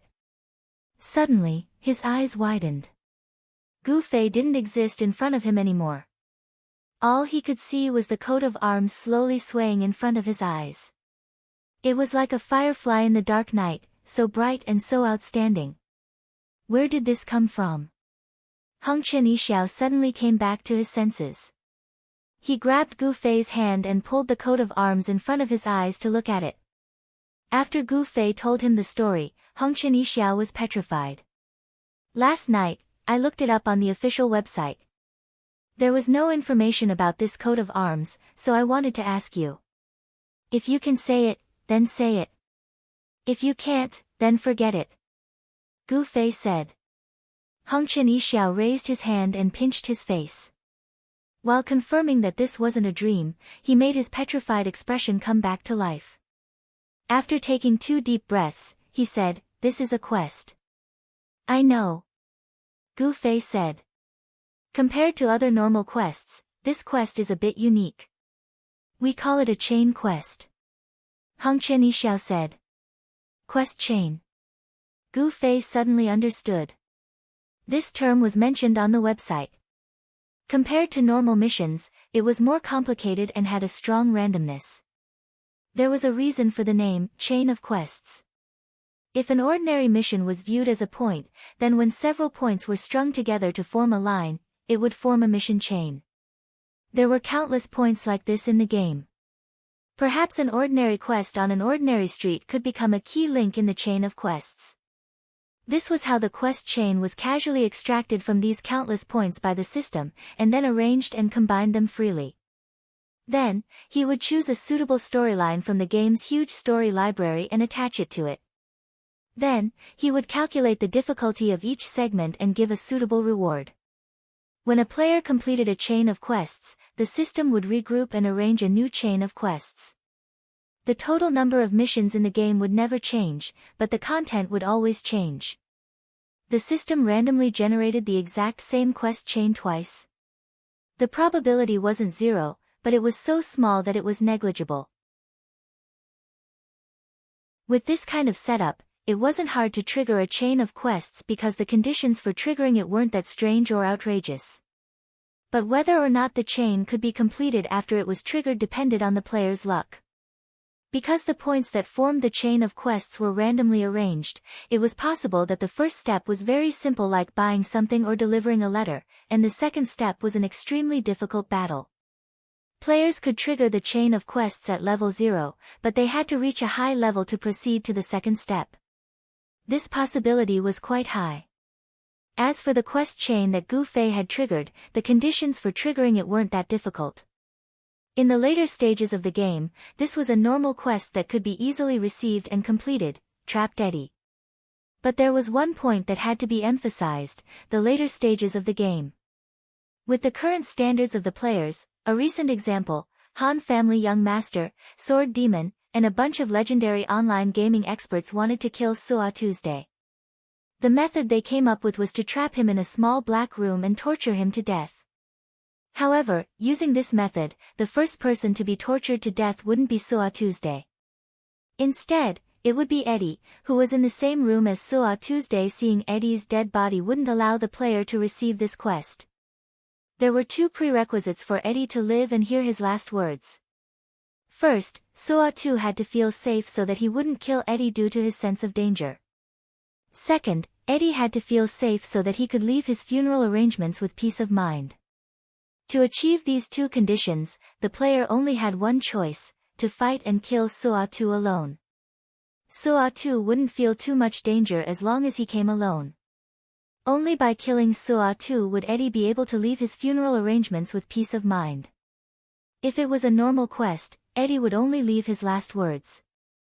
Coincidentally, Gu Fei had activated a chain quest, so Eddie's last words included the contents of the quest. Regardless, this quest only belonged to high-level and skilled players. Only players of this level had the strength to challenge it alone. Hongchen Yixiao knew a little about Gu Fei's skills, but when he heard that Gu Fei had accomplished such a feat, he couldn't help but be shocked.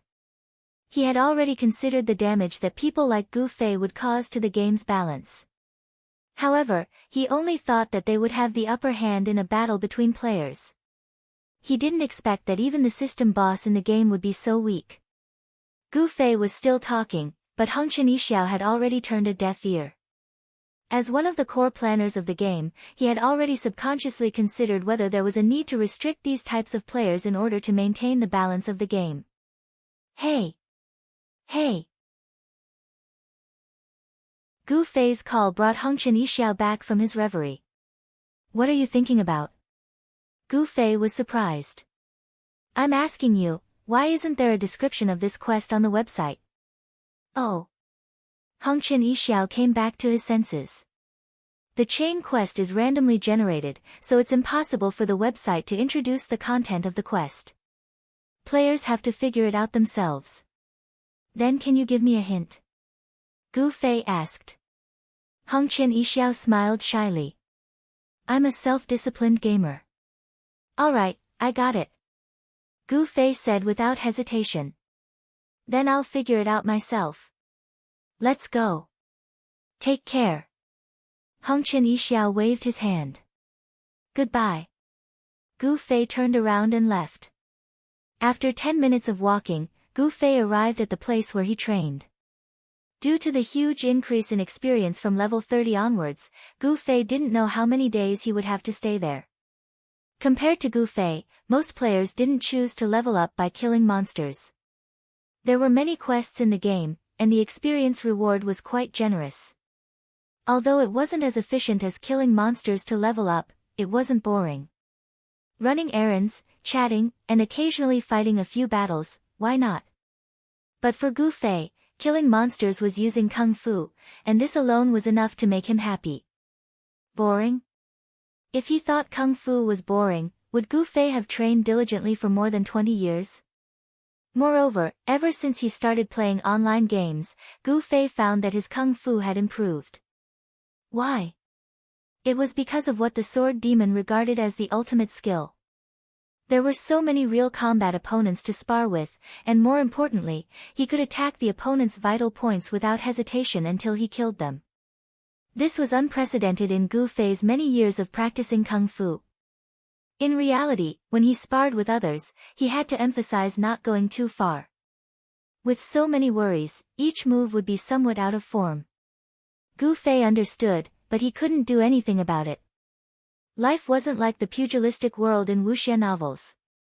Those days of licking blood on the edge of a knife could make up for what he lacked in this area. Now, online games had helped him fill in this gap. Although it was a fly in the ointment that his opponents couldn't counter his moves, he didn't have to worry when he attacked. When he got close to the spawn point, Gu Fei bent down, loosened his muscles, drew his sword, and rushed forward. Relaxed, it really was a lot easier. Gu Fei knew that this was all because of Eddie's emblem. How could his strength not increase by leaps and bounds with the addition of 30 attribute points? The monsters surrounding Gu Fei were cut down by Gu Fei at an even faster speed. He already felt that this spawn point didn't seem to be able to completely satisfy his needs. Perhaps it was time to explore more advanced areas. At that moment, not far from Gu Fei, there was a pair of eyes watching him. Hong Chen Yixiao. After Gu Fei left, he secretly followed behind. His goal was to see Gu Fei's strength. So fast. All agility points. Hong Chen Yixiao said in his heart. Compared to people like Sword Demon who had a lot of experience in online games, as a high-level game producer, he clearly had an incomparable advantage. Sword Demon could see that Gu Fei had added agility, but Hong Chen Yixiao could even see exactly how many agility points Gu Fei had added. The difference wouldn't be more than 5 points. Strength too, but this should be the effect of Eddie's emblem. Attack power. Hong Chen Yixiao silently calculated Gu Fei's equipment, the attack power realized by his character points, as well as the NPC's defense and HP. He sucked in a breath of cold air. Every move is the highest attack power. This is too crazy. Even if we designed NPCs, we wouldn't dare to make the data so stable. This guy. The muscles on Hong Chen Yixiao's face twitched a few times. He saw a fact. For Gu Fei, he was equivalent to a character who already had a full set of skills. This was his kung fu. In the game's words, this skill of his was quite high at the beginning. Moreover, no one knew if this skill of his also had an upper limit of kung fu proficiency. What was worse was that this guy's skill would also become stronger as the player increased their level and changed their equipment, just like in the game. Shouldn't we restrict such a character a little? With this question in mind, Hong Chen Yixiao ended his peeping, returned to the safe zone in the city, and went offline. As for Gu Fei, he just casually glanced at Hong Chen Yixiao's departing figure.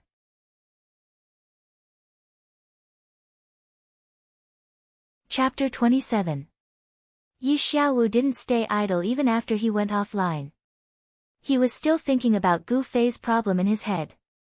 After pondering for a while, he suddenly got up and dashed out of his office, heading straight for the operations department of the game company. The game company of the parallel world was a combination of development and operations. Yi Xiaowu was actually part of the development department, and the operations department was really responsible for the daily operation and maintenance of the game. In the operations department, there was a group responsible for inspecting the operation of various data in the game. Once abnormalities were found, they would track and investigate to see if it was a balanced state within the game's settings. To put it bluntly, it was to see if anyone was using cheats. As the saying goes, the devil rises 10 feet. No matter how advanced the game technology was, even if it was a holographic simulation like the parallel world, it was still hard to avoid cheats. Eliminating cheats was still a top priority for online games. The advantages definitely outweighed the disadvantages. Although the parallel world had high-end technology that ordinary individuals or small groups couldn't reach, they still didn't dare to be careless in this aspect. The door of the monitoring group's office was almost knocked open by Yi Xiaowu. Several guys who were working in the office jumped in fright. After seeing who it was, they breathed a sigh of relief. So it's Chairman Yi. Chairman Yi, did you find a bug again and want to catch it? As a core member of the development department, Yi Xiaowu often found bugs in the game's design and ran to the monitoring group to verify the data. The two of them had more interactions. Generally speaking, it was Yi Xiaowu who found the problem, and the people from the monitoring group would verify it. Therefore, everyone jokingly called him Chairman Yi. The game account name is Qianli Drunk. Monitor the data of this account, Yi Xiaowu said. This. After the people from the monitoring group looked at each other, one of them said vaguely, it's against the rules. According to common sense, it was already beyond the jurisdiction of Yi Xiaowu's development department to have access to the data of the players in the game. This player is a little strange. Yi Xiaowu said. These words immediately alerted the others. This was within the scope of their authority. They immediately put down what they were doing, and all the major data monitoring systems began to focus on Gu Fei, who was still killing monsters and leveling up in the game. Someone on the side muttered, I haven't noticed anything unusual yet. Frankly speaking, if there really was a problematic account, it would be a serious dereliction of duty for them to need Yi Xiaowu's reminder to discover it. At this moment, the few of them were feeling very uneasy. Yi Xiaowu had no time to care about their feelings. At this time, he was already staring at the screen. He wanted to make a final confirmation of Gu Fei's data. In the end, all the surveillance systems showed that his deduction in the game was not wrong at all. Of course, the other staff members were also staring at the screen. After looking at each other for a while, they exchanged glances and finally heaved a sigh of relief. The surveillance results clearly showed that this account definitely did not use any add-ons. But Yi Xiaowu's eyes were still fixed on a screen. The others looked at each other and followed his gaze. After looking for a while, a surprised expression appeared on their faces. Who is this person? Someone asked. Yi Xiaowu did not say anything. He also had his own troubles that were difficult to speak of. Just as the boss said, the game staff were forbidden from participating in the company's games. Although he was now turning a blind eye to this, he absolutely could not let this matter out. The staff members took a few more careful looks. One of them seemed to be muttering to himself, this person's attack, every time he attacks, it's the maximum damage he can achieve. Is he really not using any plugins? Gu Fei's strong performance had already made these professional game staff doubt their own judgment. But after checking all the surveillance systems again, the conclusion was still the same, there was no plugins. Oh my god, is he still human? Boss Yi, how did you find him? Someone exclaimed. I heard it from someone. Yi Xiaowu gave a perfunctory reply and immediately changed the topic, there's no problem with this account, right? No. Everyone answered firmly. Then his performance is not against the rules, right? Of course not. One of them said with a smile, precise attack direction and strength will produce the maximum damage. This is the concept that Boss Yi designed. Now that someone has realized it, don't you feel gratified, Boss Yi? Gratified, very gratified. Yi Xiaowu nodded. From a traditional point of view, this guy is the top operating expert in our parallel world, someone said. Yi Xiaowu smiled and waved his hand. Alright, it's fine as long as the account is fine. You guys go back to work, I'm leaving. On the way back to his office, Yi Xiaowu was still thinking about this question, is this Qianli drunk a game breaker? Gu Fei, who was suspected to be the game breaker, was playing kung fu to his heart's content in the leveling area when he suddenly received a message from Fireball, who strongly invited him back for a drink. Fireball could be considered as the first friend that Gu Fei had made in the game. Although they did not usually level together, they often ran into each other. They had not contacted each other for the past few days. Gu Fei immediately packed up and set foot on the road back to the city. Gu Fei's load was relatively low, but Gu Fei's efficiency in killing monsters was astonishing. Every time he finished leveling up, he would obtain a surprising amount of loot. Because of this, Gu Fei had to make a sack specifically to carry these miscellaneous items. Different from putting it in a pocket, you could actually feel the weight of this pile of items in your hand. At the same time, it was not protected by any system. At this moment, Gu Fei was walking with difficulty on the road with such a sack on his back. Although from today onwards, Gu Fei had the help of the coat of arms and gained some strength, it was also because of the coat of arms that Gu Fei's efficiency in killing monsters increased, and he obtained more loot than usual.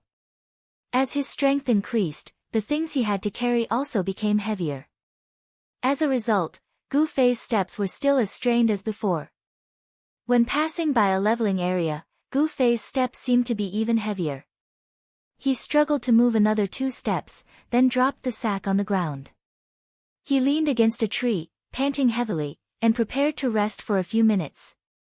The players who were killing monsters in the leveling area all noticed this strange person and strange thing.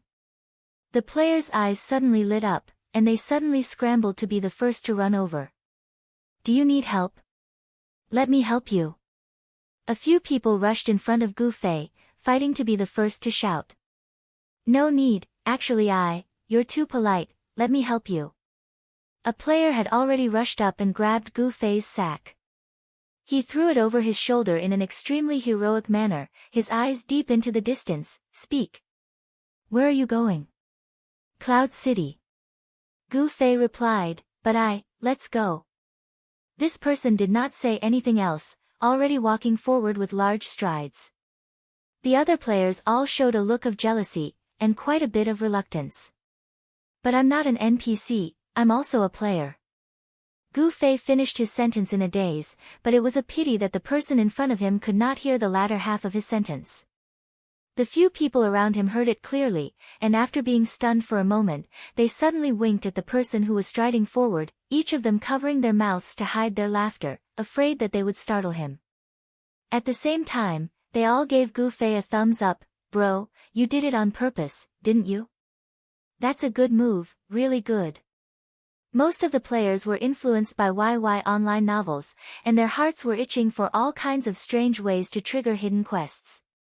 They all hoped that one day they would also have such a magical encounter. Gu Fei's strange attire, and the large sack that was currently unique in the game, no one would think that he was a player.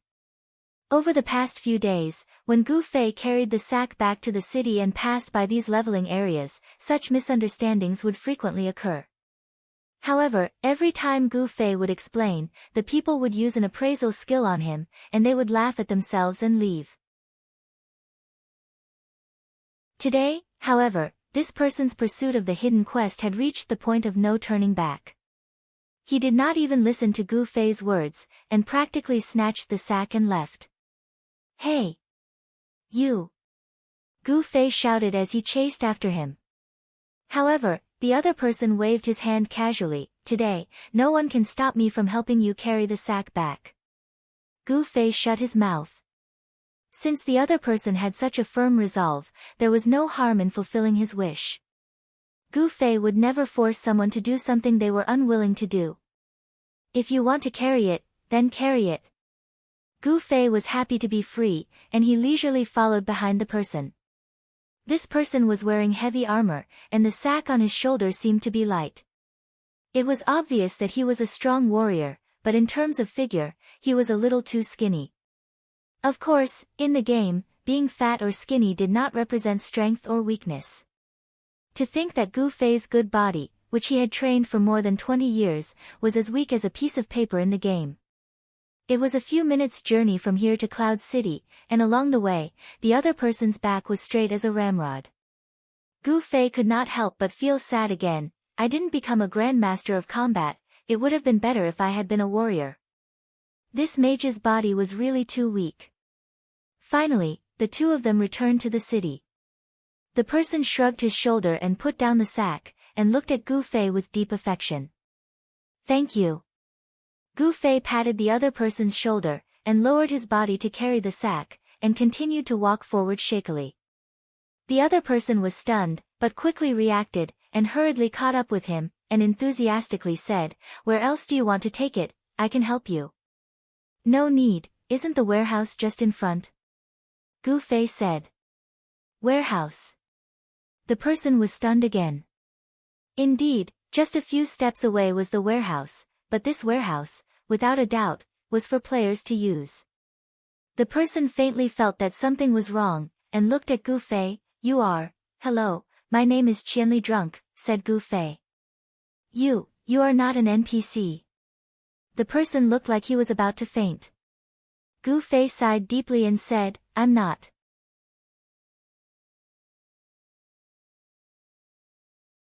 Chapter 28. Fuck. Who the hell are you? The other person roared at Gu Fei. Didn't I say I'm Qianli Drunk? Gu Fei replied, but then he suddenly realized something. The person's voice was raised when he roared just now, and his voice was clearly sharper. Gu Fei carefully looked at the face that he didn't have a chance to observe, and suddenly froze. You're a woman. Although the person was wearing a heavy helmet, the appearance under the helmet was clearly that of a girl. Although she was gnashing her teeth, it still couldn't hide her delicate face. Hearing Gu Fei's words, the girl suddenly stuffed her hand into her pocket. When she pulled it out with a whoosh, a dragon-headed axe appeared in front of Gu Fei with the sound of the wind. What was even more frightening was that the girl was only holding the axe with one hand, and her other hand was like a tiger waiting to pounce, as if it could reach out and grab Gu Fei's neck at any time, lift him into the air, and use the axe to chop him into pieces. What, do you have a problem with that? The girl's voice lowered again, throwing away the sharpness and returning to a deep and slightly magnetic voice. No problem. Gu Fei blinked. He couldn't deny that the girl's aura was quite strong. Then what do you mean? The girl's axe was hanging above Gu Fei's head. What I mean is, thank you very much. Thank you for helping me carry the sack back. To be honest, it was very difficult for me to carry it. Gu Fei said. The girl was clearly a bit stunned. I'll give this sack to you. Gu Fei threw the sack at the girl's feet. Who wants your things? The girl said. I still have things to do, I'll be leaving first. Gu Fei waved his hand and turned to leave. Hey, you. The girl had only shouted 2 words, but Gu Fei had already disappeared around the corner of the street. The speed of a level 30 agility mage was not to be underestimated. She lowered her head and reminisced for half a minute. She could not help but pick up the sack that Gu Fei had left on the ground. Driven by curiosity, she couldn't help but open the sack. I will only look, I will never take anything from him, the girl said to herself, and after looking, she was even more sure of her conviction. What? What? What are these? The girl murmured these words over and over as she rummaged in the sack. Although there were many things in Gu Fei's sack, to be honest, the amount of gold in it was very little. Of course, Gu Fei had already thrown anything that looked valuable into his Doraemon's pocket. He wasn't an idiot. The girl spent a few minutes rummaging through the sack, only to discover that countless NPC monsters would drop random items, but no one knew what they were of great use. For example, half a brick, a handful of gravel, a glass ball, a rotten wooden stick. Anything that was deemed worthless by the players could be found in Gu Fei's sack. In the end, the girl came to a conclusion: she must have been fooled. Perhaps the comical scene of her rummaging through the sack had been secretly taken by someone, and in 2 days, it would become a laughing stock on the forum. Thinking of this, the girl slammed the giant axe in her hand onto the ground. Gravel flew everywhere. The most violent warrior used the most violent weapon. This pure physical attack was definitely not fake. 1,000 miles drunk, is it? Don't let me see you again, the girl thought hatefully. What a pity for my sack. Achoo! Gu Fei, who was already outside the bar, was reminiscing about his self-made sack for the last time when he suddenly sneezed. After calming down, Gu Fei rubbed his nose and raised his hand to push open the wooden door of the bar. Other than Little Ray's bar, there was more than one bar in the system in Cloud City. Because the city was too big, for the convenience of the players and for the convenience of the players, the system opened many bars in every corner of Cloud City. The bar that Gu Fei was going to was relatively popular. Because this bar was close to the city gate, it was currently the place where the most players trained. Therefore, this bar became the first choice for everyone to rest.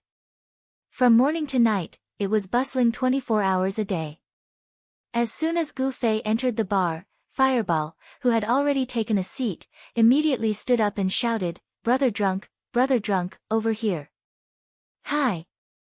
You." Gu Fei greeted. Fireball was depressed. He called him brother affectionately, but the other party called him that. No wonder the players around him looked at him with disdain. They clearly thought of him as the kind of person who pestered experts to get close to them. But there was nothing he could do about it. He could only blame his name.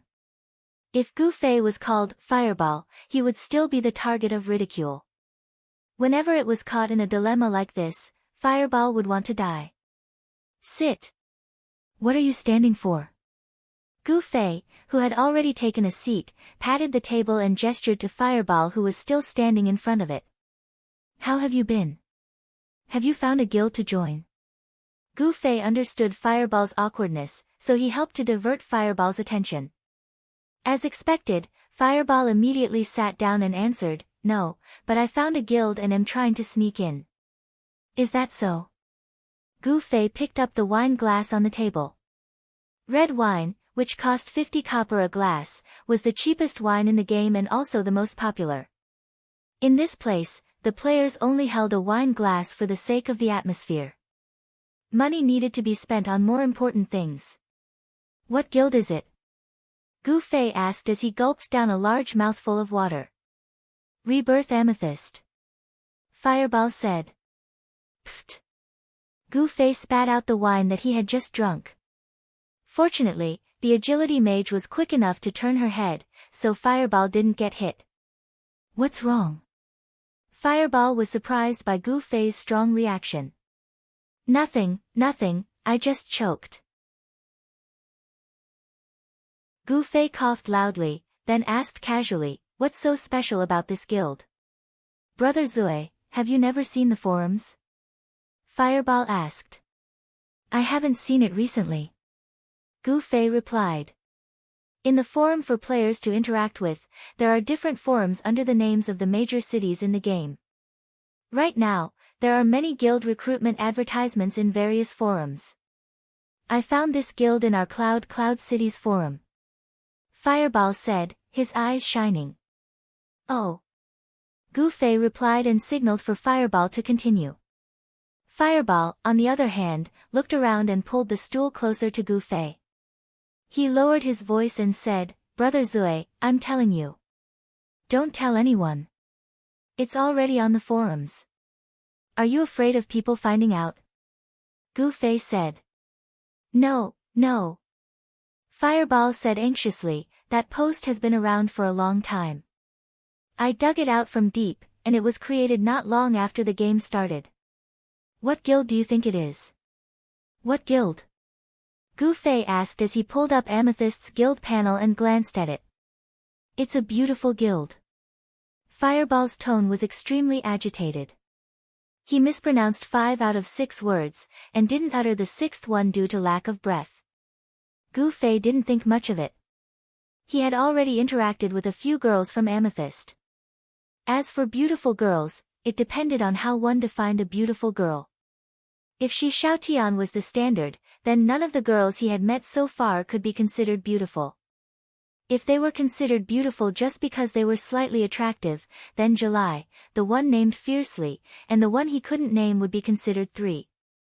If they dared to claim that they were a guild of beautiful women just because of that, then in an MMORPG like the Parallel World, where there were real people, some of the girls would appear to be dishonest, immodest, or overly fantastical. So, Brother Zui, are you interested? Fireball asked. Gu Fei smiled bitterly. How was he going to tell Fireball? Let me read out their guild requirements for you. Fireball said as he took out a small notebook from his pocket and cleared his throat. First, be independent and not overly dependent. What do you think? I fit the bill, don't I? Fireball was so excited that it mispronounced again. Gu Fei nodded. Indeed, there was a monster farming expert like him, but Fireball had never followed him to gain experience. It was very independent and not dependent. Gu Fei's affirmation made Fireball's heart flutter. It couldn't wait to continue reading, but Gu Fei stopped it with his hand. I believe you can fulfill all the normal requirements, but there's one. What is it? Didn't they mention that they only accept female players? Gu Fei said. Brother Zui, how did you know? Fireball was stunned. They're a beautiful girl guild. It's obvious that they only accept female players. Gu Fei said. I don't think so. Fireball scratched its head as it analyzed the situation logically. I think her request is just a cover. First, attract beautiful girls, then use them to attract other players. It's just a way to strengthen the guild. After attracting a certain number of female players, she'll definitely start recruiting male players. That's why she needs an experienced protector like me. Gu Fei sighed. If he hadn't personally met the members of Amethyst, he would have thought that Fireball's words made sense. However, in reality, these people looked at him as if he was the plague. He hadn't even joined for 24 hours and they were already preparing to leave the guild. How was this a guild that needed male players? As he was thinking about how to explain to Fireball, he suddenly heard someone call out, Drunk Qianli, you're here too. Gu Fei turned his head and saw one of the members of Amethyst. If he lowered his standards, she could be considered a beauty. She was the girl July called Luoluo. Oh, hello. Gu Fei stood up and greeted her. Fireball looked at Gu Fei with only admiration in its eyes. Could it be that learning Kung Fu would give one a unique advantage in this aspect? Fireball began to wonder if it should become Gu Fei's disciple.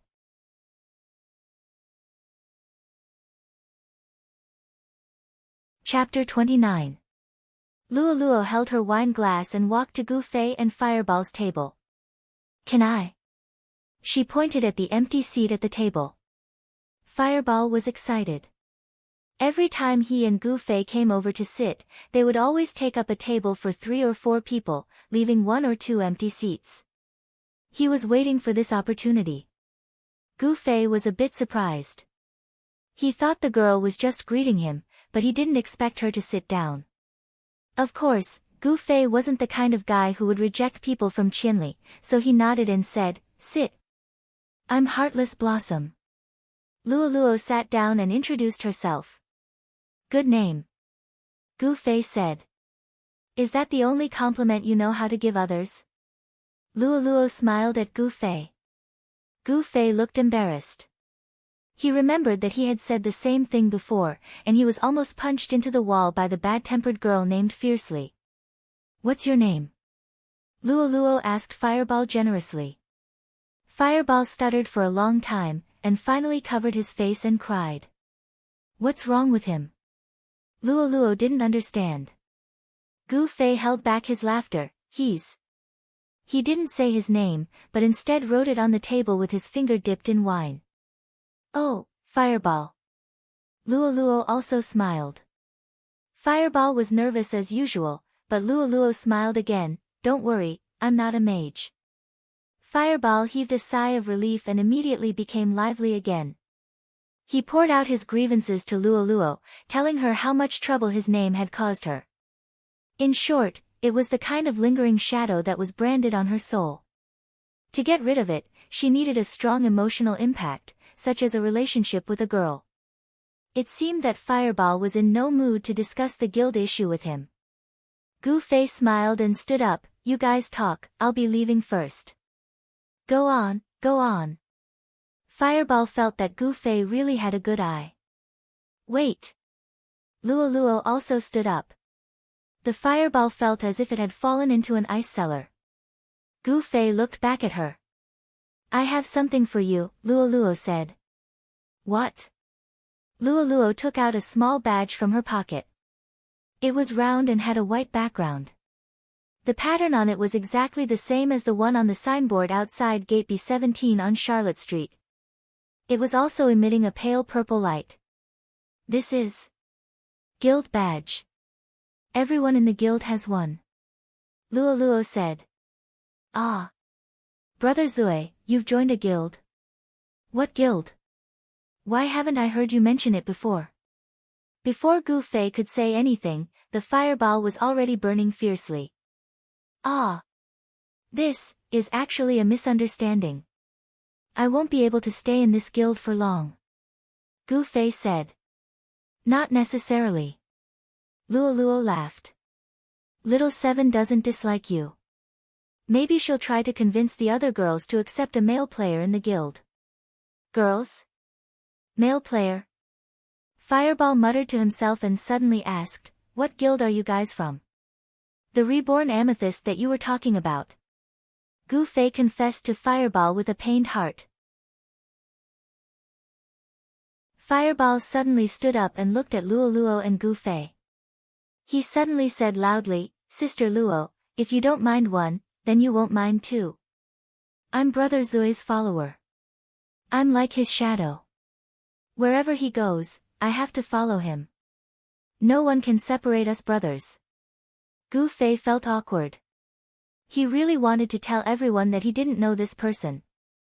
Luo, on the other hand, was calm. She smiled and said, I don't mind if there's one or two more. Fireball was overjoyed. Unfortunately, I don't have the final say. Luo added. Fireball cried bitterly. Gu Fei, on the other hand, looked at the badge that Luo pushed in front of him. He paused and said, you don't have to go through the trouble. I'll leave when you guys find the 20th person. I see. It's up to you. Luo took back the badge. Fireball looked at Gu Fei in shock. He suddenly said excitedly, Brother Zui, you don't have to do this. Since you already have the chance, go ahead and do it. You don't have to care about my feelings. You guys talk, I'm leaving. Gu Fei ignored Fireball and turned to leave. Fireball was still shouting, Brother Zui, I understand your feelings. From this moment on, I've made up my mind. You're my brother, forever my brother. The crowd looked at him like he was an idiot. Gu Fei finally couldn't take it anymore. He suddenly turned around and raised his right hand. He shouted, shut up. Rapid Fireball. Fire. Ah. Screams came from the bar. Rapid Fireball. It was a level 30 mage skill. Although the official EXP adjustment reduced the EXP required to level up to level 30, there weren't many players who had reached level 30, not to mention mages, who had difficulty leveling up in the early stages. None of the people in the bar had ever seen a level 30 mage, let alone the level 30 mage skill, Rapid Fireball. Everyone's eyes widened. In this realistic game, having high attack speed or high defense was not as cool as having a mage release a spell after chanting. Most players only realize this after experiencing the game for themselves. Therefore, on countless nights, countless players wetted their pillows with tears. If only I had been a mage, Gu Fei was probably the only one who regretted becoming a mage in the entire game. Annoyed, Mage Gu Fei aimed at Fireball and released a spell for the first time. Gu Fei was the only mage who had never used a spell at level 30. Under everyone's expectant gaze and Fireball's panicked gaze, the rapid Fireball was not released for a long time. What's going on? Gu Fei shook his finger in confusion. Spells could be cast with bare hands. Magic staffs could only increase the damage of spells by a bit. Incantations? That's not wrong. Tisk. The players who were holding their breaths snorted. They all thought that this guy wasn't even level 30 and was just casually shouting to scare people. Just as everyone was about to let down their guard, a fire dragon suddenly burst out from Gu Fei's fingers. Even Gu Fei himself was startled by the sight of it. Damn, such a long chanting time. Some of the quick-witted players had already figured out what was going on. Immediately after, the fire dragon circled around and instantly turned into a string of fireballs, smashing toward Fireball's head. Ah! Amid everyone's exclamations, Fireball was shrouded in flames. The bar was silent. After a while, a violent cough broke the silence. It hurts. Fireball shouted as he wiped his face with his hands. His face was charred black. Huh? Everyone was surprised. What trash damage? This guy is actually fine. Although mages were weak, the damage of their spells was astonishing. With such a level 30 skill, rapid Fireball, unless it was a character with high HP or high magic defense equipment, it should have been enough to instantly kill them. Fireball was undoubtedly a mage. He wasn't like Gu Fei who wore a deceptive outfit, so he couldn't have high HP. This idiot has high magic defense equipment. Someone was confused. But very quickly, an appraisal expert answered, no, he's full of trash. Everyone's attention fell on Gu Fei. Current research concluded that mages focused on wisdom and spirit, which affected the mage's spell damage, chanting time, and mana. Among them, wisdom affected damage and mana more, while spirit focused on chanting time. Recently, there was a rumor that when spirit reached a certain value, even the cooldown of skills could be shortened. Gu Fei, on the other hand, had an extremely long casting time and low damage. Everyone was puzzled. How did such a mage survive? And at level 30? They're friends after all, so they can't just kill him. A player analyzed in a low voice. Yeah, look at him. He didn't even use his staff. But how did he do it with such a long chanting time? Did you guys notice that he didn't just shout spells? There were a few words in front. Yeah, I think it's shut up. Could it be a hidden incantation to prolong the chanting time? Someone was excited. Go try it. Several mages had already gotten up and left the bar. The faint sound of shut up. The sound of XXXX faded into the distance. Gu Fei realized that he had been a bit impulsive just now. Are you okay? Fireball. Gu Fei said. I'm fine, I'm fine. Fireball said loudly. Don't mind me, Brother Zui. We're brothers. I won't be angry no matter what you do. Okay. Then I'm leaving. Gu Fei really couldn't take it anymore. Can you still leave? A voice came from behind Gu Fei. Gu Fei hurriedly turned around and saw a heavily armored warrior. A heavy feeling hit him instantly. It's you. Gu Fei smiled. It was the female warrior who helped him carry the sack. The female warrior's eyes flashed coldly as she suddenly waved her right hand. Gu Fei already knew what was coming, so he dodged it with a sidestep. Don't run. The female warrior waved her great axe and chased out of the house. Everyone in the bar got up and followed her out. Gu Fei didn't run. He stood quietly outside the bar and picked up his weapon. But everyone was taken aback when they saw him. This level 30 mage who had just displayed a mage's skill was holding a knife. "Miss, what happened?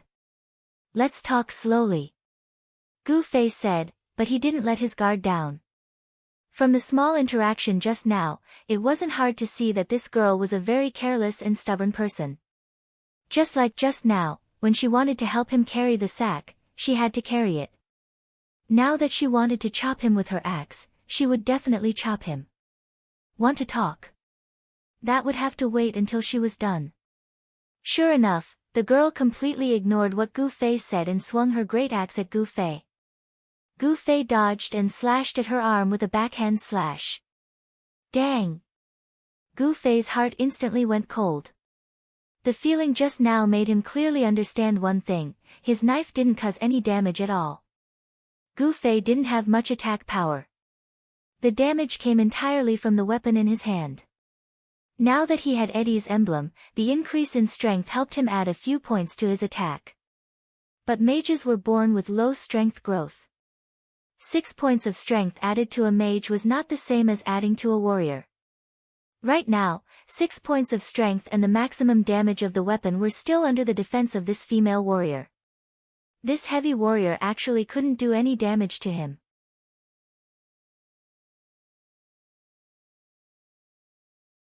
Chapter 30. After going smoothly for so long in the game, Gu Fei finally encountered a problem. It would be difficult to defeat the female warrior in front of him with kung fu. She was like a bandit with her lower body in pants. She didn't move an inch when Gu Fei slashed at her. Furthermore, she was wearing a full suit of armor and helmet, which covered her entire body, leaving her face exposed. However, slashing a girl's face with a knife. The two of them didn't have any deep grudges, and it was just a small misunderstanding caused by a gunny sack. Gu Fei felt that it was too much to make such a move. Normally, no matter how heavy the armor was, the joints of the human body would be a soft block. Unfortunately, no matter how realistic the game was, it was difficult to cover all aspects. The person under the armor was unusually agile. At the same time, the knife also bounced off her joints. Gu Fei and the girl went back and forth for a few rounds. He made tentative attacks on her right wrist, left knee joint, and left shoulder joint. The conclusion was the same: he couldn't break through her defense. Moreover, this slash didn't matter, which made the other party feel more at ease. Seeing that Gu Fei's attack didn't have any effect on her, the girl didn't have any worries. She swung her giant axe even more vigorously, like a windmill, twisting towards Gu Fei. Gu Fei had no choice but to dodge left and right while thinking of a countermeasure. The players who came out of the bar to watch had their jaws dropped to the ground. As for Gu Fei, everyone only had one word to describe him: a real man. A mage who dared to use a knife to fight with a warrior. If this wasn't a man, what was? But this man was actually a bit of an idiot. Using one's weakness to attack the enemy's strength, if this wasn't idiocy, what was? The current situation was clear to everyone. Gu Fei's knife couldn't hurt the opponent at all. He could only rely on his agility to deal with the enemy. But it looked like he was dodging easily, and the warrior's attacks were even more patient. He didn't feel any impatience after the axe missed. Gu Fei did not give up. As he dodged, he continued to attack the joints. In the end, he even tried 5 or 6 knuckles, but it was useless. Looks like it's a competition of patience. Gu Fei made up his mind. He wanted to see who would be the first to lose patience and not be able to do anything to the other party. The answer came out very quickly. The first ones who could not take it anymore were the audience. Seeing that Gu Fei had no chance to cut down his opponent, everyone wondered why he didn't use magic. Magic! Magic! Under the leadership of a busybody, everyone began to shout. Originally, it was necessary for a mage to use it in PvP, but Gu Fei actually needed everyone to shout out a reminder. However, this gave him an idea. Right now, his kung fu was somewhat lacking, so there was no harm in using magic. Gu Fei was not such a rigid and inflexible person.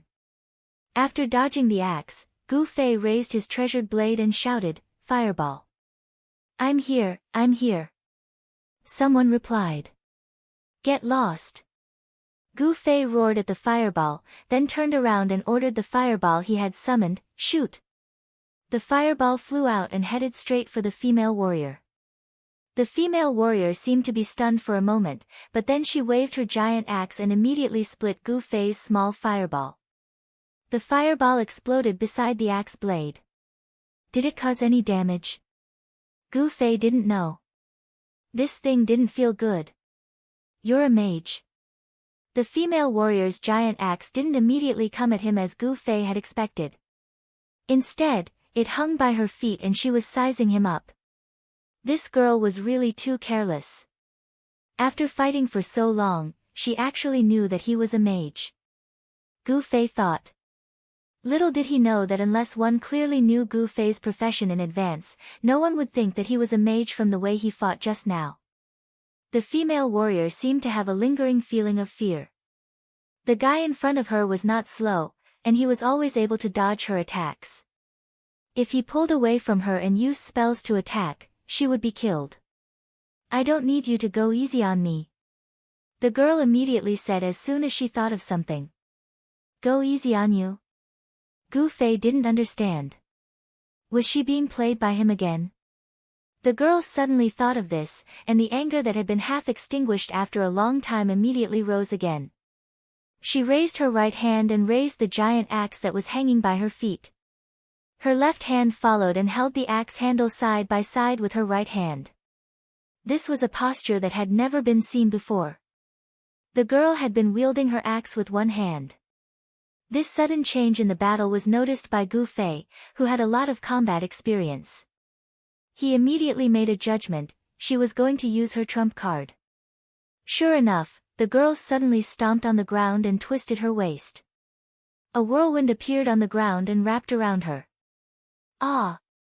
Whirlwind slash!" Someone in the crowd shouted. A warrior's level 30 skill, whirlwind slash. Rotating the body and the weapon to launch a 360-degree attack. The damage increased as the skill's proficiency increased, and the duration of the skill was determined by the warrior's rage when it was used. In theory, if the warrior's rage was unlimited, the skill could be used indefinitely. The rage increased the most when attacked, and a small amount would be accumulated when the enemy was hit or killed. This was a special attribute of the warrior. Just now, Gu Fei had slashed at her body countless times. Although none of the slashes had caused any damage, and the amount of rage generated was somewhat reduced, it had accumulated over time. Currently, this girl's rage points were not far from being full. As soon as this skill was used, the surrounding players couldn't help but take a few steps back. The girl had completely spun, and it was as if a whirlwind was blowing in the middle of the field. The girl's giant axe turned into a dark light and swept towards Gu Fei. Too fast. Who would have thought that a seemingly clumsy warrior could spin at such a high speed when using this skill? Melee classes are still more handsome. While the audience was screaming, thinking that Gu Fei was about to be turned into minced meat, Gu Fei still had the time to exclaim. Dodging was impossible. The warrior's whirlwind slash was even faster than the current Gu Fei. All Gu Fei could do was raise his sword to block the attack. However, the high speed of the axe's rotation, being able to clearly see the trajectory of the attack and block it, wasn't something that anyone could do. Even though he could block the whirlwind slash, it was impossible for him to completely block the whirlwind slash. However, giving up and waiting for death before the last moment wasn't Gu Fei's style. With a crisp sound, the white sword in Gu Fei's hand broke into two. Following that, he felt a strong gust of wind blow past his body, and he lost his balance. It was as if the wind had swept him into the air, and then he was ruthlessly thrown out. How much defense could Gu Fei, who was still wearing the novice mage robe, have? If it wasn't for that blocking part of the damage, he would have already turned into a white light in the whirlwind. Even so, his body was bleeding profusely, and his health was dropping rapidly. In a moment, it would be hard for him to escape death. I still can't dodge it, Gu Fei regretfully said. At the last moment, he made one last effort. He wanted to borrow the momentum of the whirlwind slash with his sword to send his body out and dodge the attack. Who would have thought that his treasured sword would fail at such a crucial moment, and was actually cut in half by the whirlwind slash? Due to the broken sword, he wasn't able to completely borrow the momentum, and was sent flying by the axe a few times. He wasn't immediately sentenced to death. Instead, he was given a reprieve of 2 seconds. You still want to live? I can only hope for a miracle. Gu Fei smiled bitterly. Who knew that a miracle would really happen? A white light suddenly enveloped his body. Gu Fei thought that it was the summoning of death teleportation, but who knew that his health, which was about to drop to the bottom, actually stopped falling under this white light, and even faintly showed signs of rising. Gu Fei, who had never experienced this kind of treatment, didn't know that this was the most basic priest skill, heal. It wasn't until he landed on the ground and looked around that Gu Fei saw the girl named Luoluo constantly chanting at him that Gu Fei roughly understood what was going on. But Gu Fei wasn't so easily saved, his health was still dropping. Heal could only replenish health. To heal wounds, it required a higher level priest skill, heal. Right now, obviously no one knew how to use it, so Luoluo could only continuously cast heal to maintain his health. This was a life and death battle between blood splatter and heal. Of course, the female warrior wasn't happy when she saw someone obstructing her duel with Gu Fei, but when she turned around and saw the person who cast heal, she was stunned. Sister Luoluo. Luoluo nodded and reached into her pocket to take out a few bottles of medicine and bandages. She handed them to the dumbfounded Fireball and said, "Go and get his wounds under control."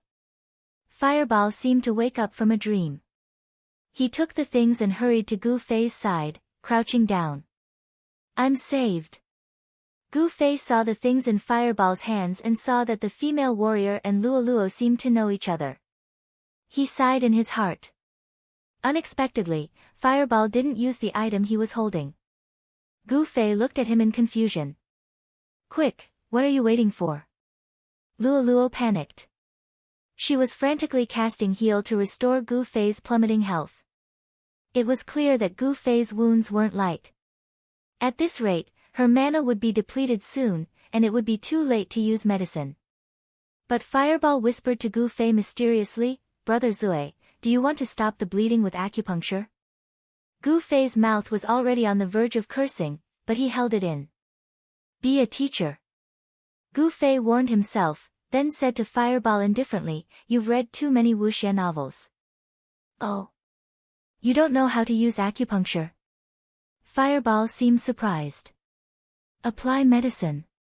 Gu Fei finally couldn't help but roar. He was so emotional that his health shot up by 2 liters, causing Luoluo to panic. Let me do it. The girl who injured Gu Fei walked over. What do you want? Fireball righteously stood in front of Gu Fei. Damn you, apply medicine for me. Gu Fei's voice was getting weaker.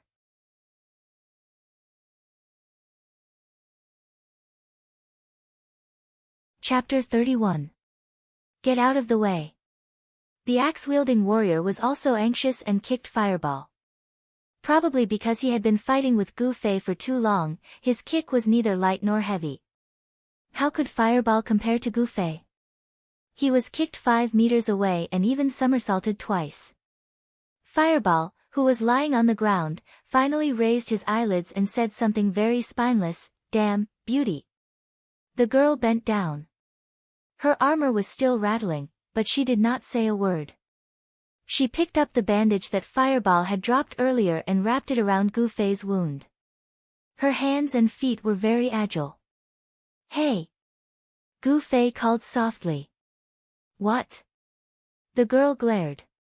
What I mean is, can you apply medicine first and then apply a hemostatic bandage? What do you think? Gu Fei said. Ouch! The girl cried out involuntarily.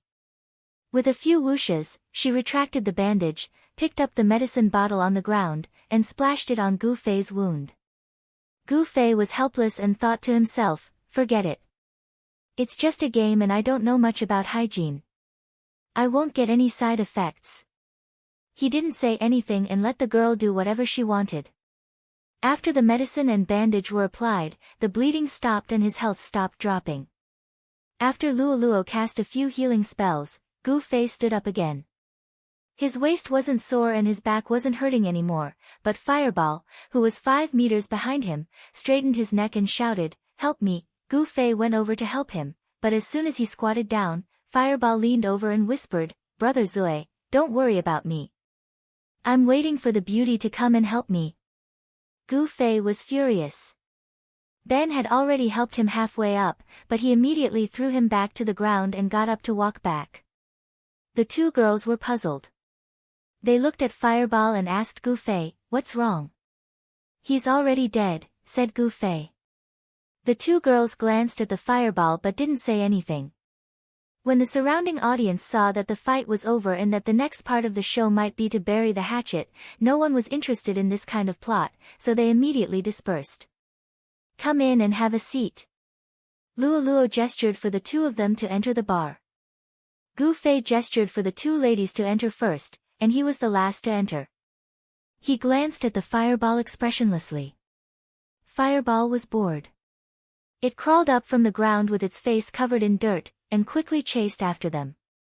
The customers in the bar took their seats again. Luoluo and the girls sat side by side at one end of a small round table for 4. Gu Fei waited for Fireball to come over before entering the bar with him. In front of the table, the warrior girl was taking off her armor. He took off his helmet and stuffed it into his pocket. He also stuffed the axe into his pocket.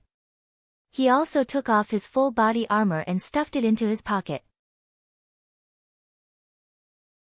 It was a rather strange scene, but fortunately, everyone was familiar with the game's settings, so they weren't surprised anymore. The girl who had taken off her armor was wearing the cheapest gray peasant clothes sold in the clothing store. Her long hair was a little messy from the helmet she had just taken off. Coupled with the sweat on her face from the previous battle, she looked like a beggar's gang disciple at first glance. The girl tidied herself up. When she looked up, she saw Gu Fei and Fireball sitting down. "Hey, aren't you dead?" The girl looked at Fireball in surprise. "Damn! This girl is really stupid." The corner of Gu Fei's mouth twitched a few times. He said casually, "This place is very close to the resurrection point. Is there a resurrection point nearby?" The girl thought hard. No one explained to her. Luoluo looked at her and Gu Fei and asked, "What's going on with you two?" Gu Fei smiled bitterly. Fireball burst into laughter when he said that. Luoluo was worthy of being the model of a virtuous lady. She resolutely held high the flag of not showing her teeth when smiling, not wavering. However, right now, her lips were completely out of control. She could only stretch out a hand to cover her mouth, tilting her head to the side and laughing hoarsely. "Hey, is it funny?" The girl slammed the table. "It's nothing." Gu Fei said seriously, "I pass by there every day. I don't know how many times this misunderstanding has happened." "Yeah, just now, I wasn't the only one running over there." "What are you guys laughing at?" The girl said angrily. I'm not laughing," Luoluo said as she lowered her hand from her mouth and maintained a smile. Only Fireball was the weakest. He tried hard to hold back his laughter. His whole body was shaking, and he almost flipped the table over. Seeing that Gu Fei didn't show any expression of ridicule, the girl's last bit of complaint towards the instigator finally disappeared. She said to Gu Fei, "I'm June Rain. What about you?" "Qianli is drunk." Gu Fei said. "What about you?" June Rain looked at Fireball again. They were sitting at the same table, so she still had to ask. As soon as someone asked his name, Fireball's smile disappeared and he started crying again. Luoluo smiled, "His name is Fireball. Fireball is Fireball." Why are you crying? June Rain was surprised. I'm a mage. Fireball said with a sad face. So what? June Rain said. Gu Fei kept shaking his head. These two guys were a bit stupid. June Rain couldn't understand the inconvenience of Fireball's name. She still couldn't understand when Fireball mentioned a mage. She was so stupid that people were convinced. As for Fireball, there was no logic at all. She asked him, what's wrong with Fireball, and he said, he's a mage. There was no connection between the two. His name was created for the mages around him who needed to call him by his name. For example, Gu Fei. It had nothing to do with whether he was a mage or not. He wouldn't call himself that. June Rain didn't understand what Fireball's name was, but she didn't think too much about it. Her attention returned to Gu Fei. I think I've seen your name somewhere before. Really? Gu Fei smiled. He thought of the legendary second place on the leveling efficiency ranking. That's right. June Rain suddenly slapped the table and stood up. You're the guy who snuck into our guild. Gu Fei subconsciously looked at the guild panel and saw June Rain's name. She was level 30 like him, but her position was lower than his. When Gu Fei looked at the guild panel that day, he was quickly dazed by the list of girls. He didn't pay much attention to the names of the members and didn't look at it again. He didn't really care about it in the first place. Little Rain, don't say that. It's also a misunderstanding. Luo explained for Gu Fei. Is that so? June Rain looked at Gu Fei. Is it really a misunderstanding? Even if it's a misunderstanding, you're already up to no good, right? June Rain had a lot of experience in online games. Just by looking at her obsession with hidden quests, it was obvious that she was very passionate about online games. Online games had always been more male than female. Male players wanted to pounce on female players like a hungry tiger. However, in previous games, transvestites were also everywhere. This made most male players cautious and hesitant. Now, in the parallel world, not only were transvestites eliminated, even their appearances were real. Moreover, with this realistic simulation system, there were some things that didn't need to be said out loud. This led to the entire Cloud City being filled with the silhouettes of male players hitting on female players for the next 24 hours. In this context, a professional girl group like Amethyst Reborn was guaranteed to be a place that male players would try their best to get into. June Rain wasn't good at other things, but she was very clear about the details of the game. Gu Fei only smiled at her doubt and didn't say a word. I don't care about other people. I'm just reminding you not to have any ideas about me. To tell you the truth, I'm gay and I'm not interested in men. June Rain said. Is that so? Gu Fei held back his laughter. This girl's lies were too lame. How did she come up with them? If that's the case, you can treat me as your bro. Gu Fei said. No problem. The girl nodded seriously and extended her hand to Gu Fei. Shake hands. Gu Fei didn't think much and extended his hand as well. Fuck. Gu Fei immediately screamed in his heart as they shook hands. Motherfucker, violent warrior. Gu Fei cursed in his heart. He was so depressed that he couldn't control himself. June Rain used all her strength when she grabbed his hand. Gu Fei's weak strength was no match for her. However, pain was one thing, and being able to endure it was another. Gu Fei's hand was firmly clamped. He cursed in his heart, but his expression didn't change at all. What? Doesn't it hurt? June Rain asked curiously. Of course it hurts. Gu Fei said. Then why don't you have any reaction? Gu Fei smiled faintly. I'm a man. Alright, stop messing around. This time, Luo, who was standing at the side, didn't realize what was going on. After hearing their conversation, she hurriedly separated them. Little Seven sent a message. Luo said to the two. What's the matter? June Rain asked. I think she received a guild quest. She told everyone who's online to go back for a meeting. Luo said. Quest? What quest? When June Rain heard about the quest, she stood up excitedly. She was truly a quest maniac. Let's go back and take a look. Luo got up and walked out with her. June Rain rushed to the door. She suddenly turned around and saw that Gu Fei was still sitting in his seat. Huh, why are you still sitting there? What? Do I have to go too? Gu Fei was surprised. Of course, you're a member of our guild now. Let's go. Gu Fei thought that he had nothing else to do and stood up. He suddenly remembered that Fireball was the one who invited him over. He didn't tell him if there was anything important, so he turned around to look at Fireball. Are you alright? Fireball's expression was a bit lonely as he shook his head. I'm fine, I'm fine. Brother Zue, you go. Gu Fei nodded, but when Fireball saw that the two girls had already turned around, he immediately flew up to them. There's something good to take care of. Gu Fei smiled, of course. He followed the two girls out of the door and walked towards the street where Amethyst's guild was located. The three of them didn't speak along the way. Suddenly, June Rain laughed loudly and rocked back and forth with laughter. What's wrong? Gu Fei and Luo were puzzled. That person. That person's name is Fireball. Ha ha ha ha. I'm dying of laughter. June Rain laughed so hard that she was about to cry. What kind of brain does he have?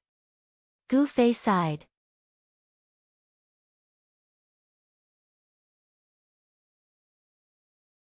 Chapter 32. When the three of them pushed open the door to Amethyst's office and walked in, everyone in the room looked at them in surprise. It was nothing more than a question: how did these three guys get together? There were no barriers between the girls, and Luo and June Rain quickly joined the crowd and greeted everyone with smiles. Gu Fei, on the other hand, clearly felt that he was an independent existence here. Only July came up to him and greeted him. You're here. Gu Fei nodded. There was a very important reason why he came with Luo and June Rain. After Luo said, Xiaoqi sent a message, he also received a message from July. If not for this message, Gu Fei wouldn't have come to ask for trouble no matter how much June Rain threatened him. A room full of girls was quite a sight. Gu Fei reckoned that unless he accidentally entered a women's bathhouse, he would never have the chance to be alone in a room with so many girls again. Frankly speaking, this situation was quite awkward. Gu Fei even regretted coming here. He slipped to a seat by the window and sat down, looking out the window absent-mindedly. On the other side, July looked at the people in the circle and clapped her hands. Everyone online is here. It's not easy to gather so many people at once. Xiaoqi, what quest did you get? A voice asked excitedly. Gu Fei didn't need to look to know that it was June Rain. Now that he knew she was a girl, her voice sounded quite feminine. Why couldn't he tell that it was a girl's voice when he didn't notice it before? It's not too difficult a quest. Fortunately, it's our guild's first time, July replied. The quests in the parallel world weren't divided by levels like in other online games, nor did they have a clear indication of the difficulty. Once a quest was received, it would be known how difficult it was and whether it could be completed or not. This was something that the players had to explore themselves. Fortunately, this was the information age. Every time a mission was explored, someone would always upload the research results to the online forum. Therefore, the current trend was that every time they received an unfamiliar mission, they would first go to the mission section of the forum to collect relevant information, then come back to deal with it. After July received the guild quest, she went to the internet to look up the information. Many of the newly established 20-man guilds had the ability to complete the quest, so July believed that the reborn Amethyst would have no problem completing it. Although June Rain was a quest maniac, she only knew about solo quests. She hadn't paid much attention to group quests like guild quests. After hearing the name of the quest from July, she continued to ask questions. Mission: take back the treasure chest that was stolen. It was a very cliched quest plot. Basically, the treasure chest was lost, and now that it had been discovered, they had to go and snatch it back. July took out a map that she had prepared and placed it on the table. She began to explain to everyone, "I've looked it up on the internet. The treasure chest could be in one of these 7 places." July pointed at the 7 locations that she had marked on the map. "These 7 places are quite far away from each other," Luo said. July nodded. "The internet suggested that we split up into groups to find the exact location of the treasure chest, then work together as a group. I'm thinking the same thing. If they complete the quest, the team with the least number of people will be able to clear it with 6 people. Now we..." July turned in a circle to confirm the number of people. "We have 14 people now. I believe it won't be too much of a problem." Gu Fei didn't gather around to look at the map. He just sat there and listened to July. When he heard that 6 people would be able to clear it, he was about to blurt out, "Then I'll go." But July continued, 14 people. We'll split into groups of 2, and we'll find 7 places." The girls nodded, and Gu Fei swallowed his words. "Next, let's split into groups." After July finished speaking, everyone's eyes unconsciously fell on Gu Fei. Frankly speaking, the female players didn't have any negative feelings towards male players. It was just that they were determined to form a female guild. If a male suddenly squeezed in, it would be somewhat of an eyesore. At least at this moment, for them, Gu Fei was still a stranger. They were about to split into groups. No one would be willing to be in a group with a stranger. This was also human nature. How could July not understand everyone's thoughts? But this small matter really wasn't worth dragging, so she simply pointed at Gu Fei and said, "Qianli, who do you want to be in a group with?" When Gu Fei heard that he was going to be split into groups, he thought that he would be kicked around like a ball.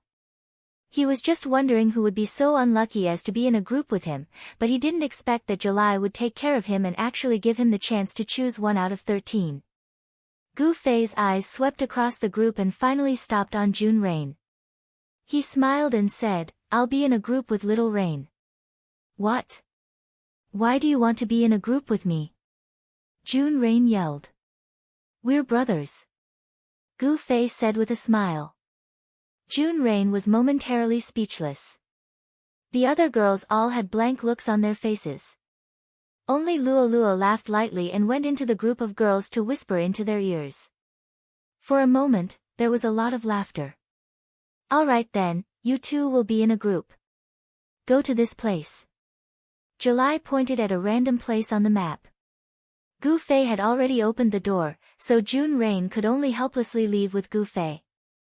The other people were neatly divided into groups. In the blink of an eye, 6 groups of people also left the guild, each heading towards their own destination. The 7 locations were distributed in 7 different directions around Cloud City. Fortunately, the quest was issued by the system. If it was made by a player, the person who accepted the quest would probably have to kill that person first. How did they do their intelligence work? He had actually found 7 different locations. Because they were doing a quest, June Rain was very energetic. After leaving the guild, she strode forward without looking back. Gu Fei was also a little hot-blooded by her heroic aura, and followed behind her in a majestic manner. Unfortunately, Gu Fei's outfit didn't make him look imposing. June Rain put on her equipment as soon as she left the shop. Her heavy armor, which revealed nothing but her face, and the great axe on her shoulder, gave off a heavy and oppressive feeling. As for Gu Fei, the mage's beginner's robe fluttered in the wind. It looked a bit carefree, but from the perspective of a gaming professional, such poor equipment could easily be blown away by the wind. As the 2 walked, they suddenly heard someone shout from behind. It was Gu Fei's name. Turning around, they saw July leading a girl that Gu Fei didn't know chasing after them. The 2 stopped and waited for July to walk in front of them. She took out something from her pocket and handed it to Gu Fei. "Take it." Gu Fei took it and looked. It was a magic staff. Intelligence +8, stamina +3, strengthened fire spells by 20%. It was a pretty good little item. But Gu Fei said without rhyme or reason, so low attack. Low? July took it back and looked at it, puzzled. The two didn't have anything in common because only Gu Fei would pay attention to a magic staff's physical attack. That was just a symbolic lower and upper limit. No matter how good a magic staff was, its physical attack couldn't compare to Gu Fei's broken white plate sword. Looking at a magic staff, it was the magic attack. This magic staff wasn't low. It was one of the best items on the market. Then what about the one you're using? Let me see. July wanted to see what kind of awesome magic staff Gu Fei was using. It was fine if he said that the additional attributes of this magic staff weren't very good, but he actually said that the attack was low. Mine broke. Gu Fei said. He was talking about his own sword. The two didn't have any interaction at all. Then take this one and use it first. July shoved it back to him. Okay. Gu Fei took it with a face of reluctance. July didn't know whether to laugh or cry. Even if this magic staff wasn't as good as the one he used before, it was still good. Was there a need to be so aggrieved? After using appraisal on Gu Fei, she found that this level 30 mage's equipment was trash to the extreme, so she gave him a magic staff. Who would have thought that in the end, he didn't even say, thank you. Okay, hurry up.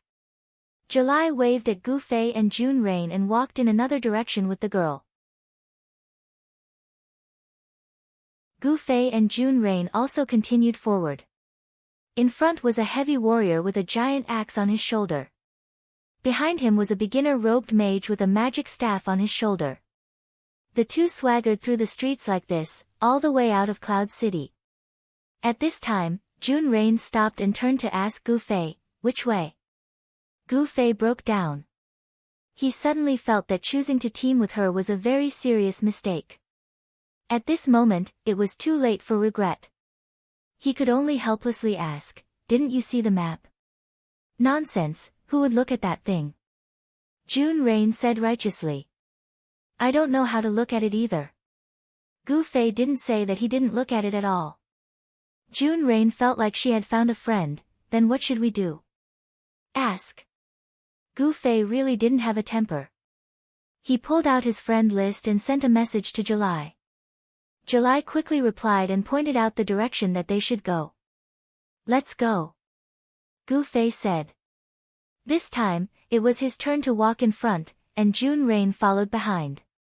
The place that July pointed out to the two was called Cloud Suburb Lake. Cloud referred to Cloud City, and this lake was called Cloud Suburb Lake, which meant a lake in the suburbs of Cloud City. It was very simple. Gu Fei knew where this lake was, but the problem was that in order to go to this lake, June Rain had led the way through the wrong city gate. Now, the two had to go in a big circle to reach this designated destination. Gu Fei sighed deeply. He thought of a maxim, don't be afraid of a godlike opponent, be afraid of a pig-like teammate. He felt that it was very likely that he had met the legendary pig-like teammate. The future of this trip was uncertain.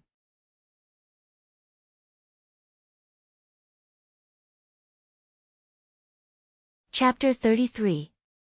The lakeside in the outskirts of the city was a beautiful view of the lake and the mountains. It was the perfect place for flirting. Although most players were stuck at level 30, the romance industry, which symbolized youth, was flourishing. The lakeside in the outskirts seemed to be thriving. If one wasn't careful while walking, it was very likely that they would step on a couple in the bushes.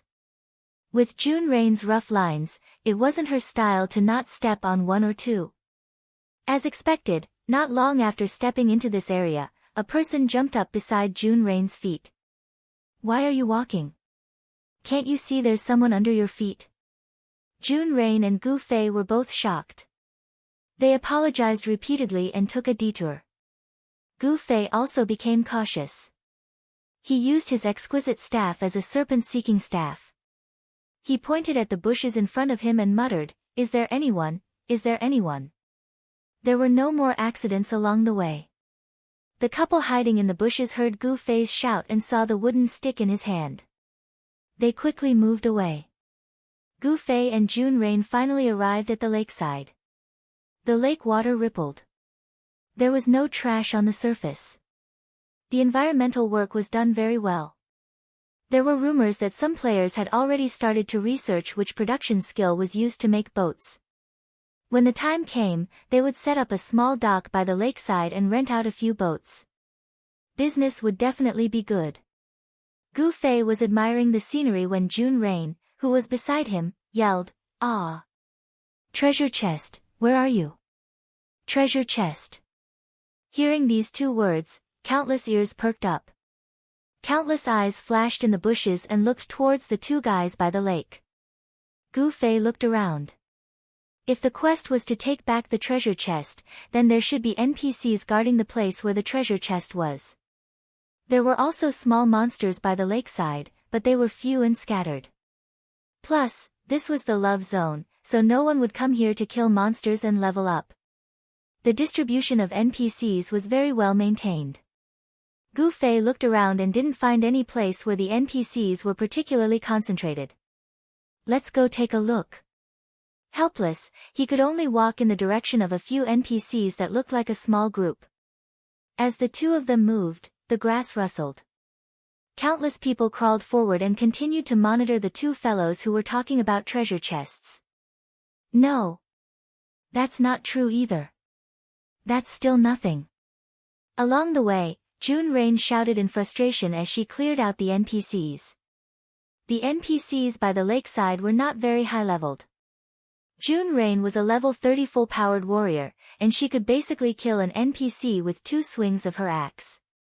Gu Fei did not even have to lift a finger. Gu Fei had no choice but to search the nearby bushes carefully. In the end, he didn't find any treasure chests, but he found 2 pairs of lovers. The two of them had already walked half a circle around the lake. Only a few players were left crawling behind them, and the treasure chest was still nowhere to be found. Gu Fei had long since felt dispirited, but June Rain's fighting spirit did not diminish. Her spirits were just as high as when she left the guild. Gu Fei suddenly felt a little sympathetic. This girl's dedication to online quests was like his passion for martial arts. June Rain continued to kill monsters, pull the grass, and search for the treasure chest. Gu Fei had already begun to slack off. He held a stick and randomly whipped it left and right as he yawned. His current state of boredom was the same as a normal player who had been killing the same monsters in the same place for countless hours. Suddenly, they heard June Rain shout, "Aya! It's here!" Where? Gu Fei's spirit was lifted. Finding the treasure chest meant that the quest would soon be over. June Rain happily pointed forward.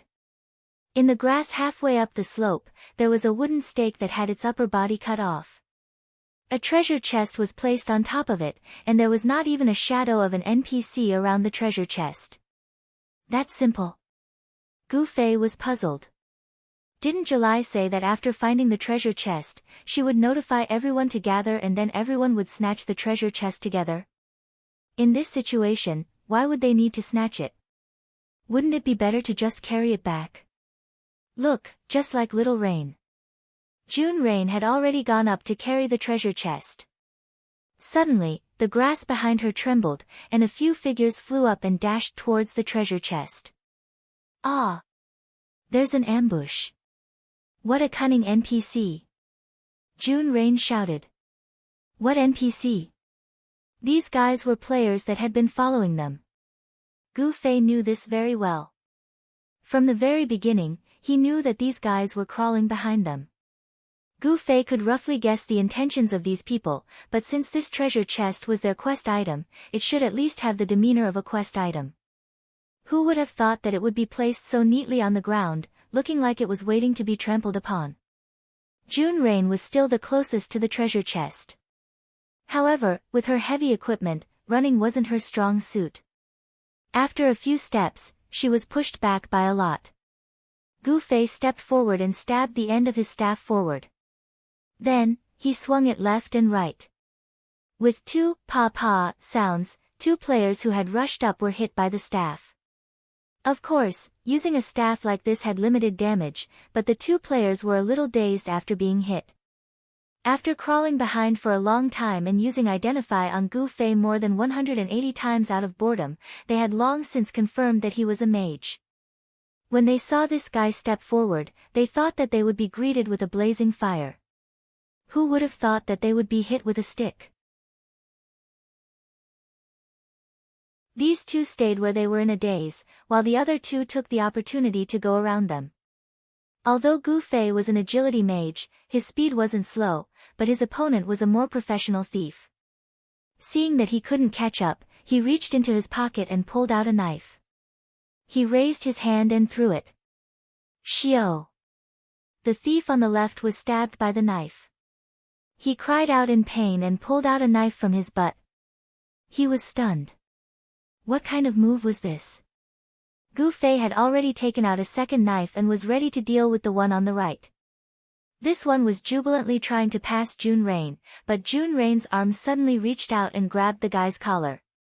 The thief subconsciously swung his dagger at her, but June Rain was wearing heavy armor. She didn't dodge or evade.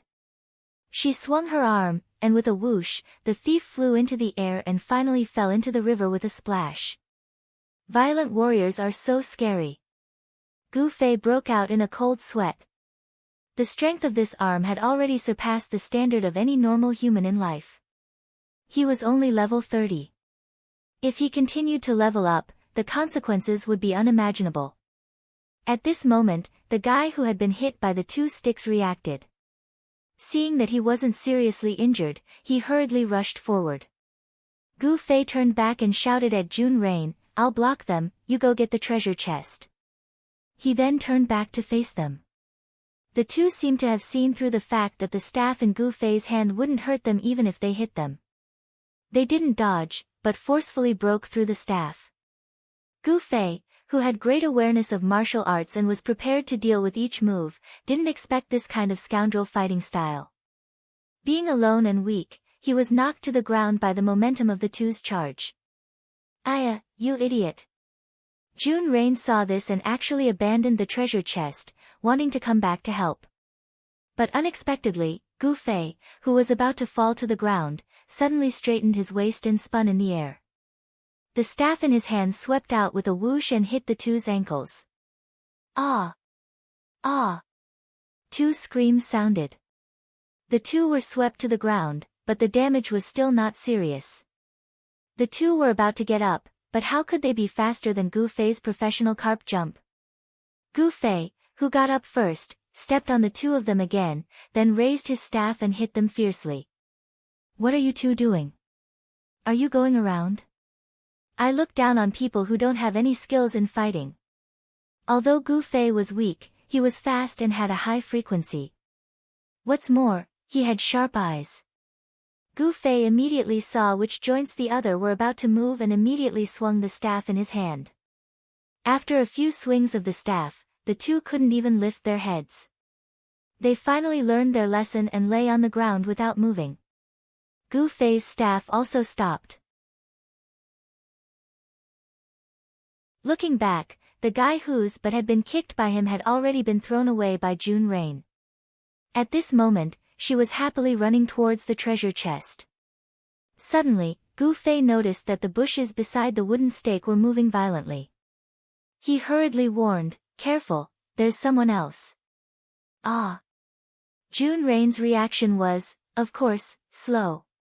While she was distracted, a person flew out of the bushes and pounced towards the treasure chest. Gu Fei was depressed.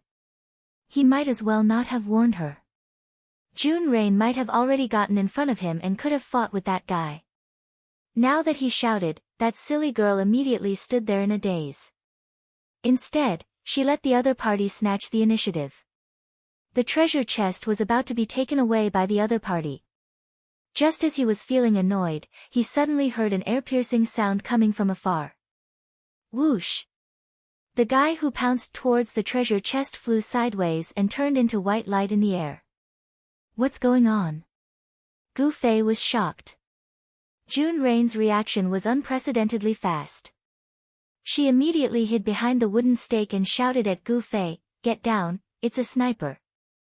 Gu Fei nimbly fell to the ground and lay beside the two guys. He muttered doubtfully, "Sniper. It's a level 30 archer skill. Although the damage isn't as good as a mage's chain fireball, a thief's backstab, or a warrior's whirlwind slash, the attack range is too terrifying. It can double the normal shooting range.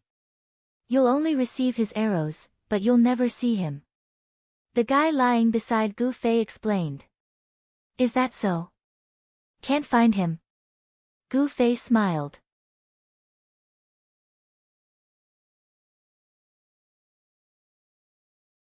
Chapter 34. The Yunjiao Lake was quiet. The players hiding in the bushes didn't dare to move. The two players beside Gu Fei were staring at the strange smile on Gu Fei's face. "Qianli, I apologize for offending you just now," Gu Fei said to the two players. The two players looked at each other. "I'm Fei Lian," the player on the left said. "I'm Emergence," the player on the right said. "Nice to meet you." Gu Fei extended his hand to shake the two players' hands. The two players didn't know each other, so it was only natural for them to greet each other. The bushes rustled as the three players greeted each other. From afar, it looked extremely impure. June Rain, who was hiding behind a wooden pillar, couldn't help but ask curiously, "What are you three doing?" "Don't fight." "It's fine, we're fine." "Why are you still fighting at a time like this?" Emergence shouted as he waved his hand at June Rain. It was just that this arm was raised too high, like a lamp guiding the way. With a "so" sound, another arrow came flying over.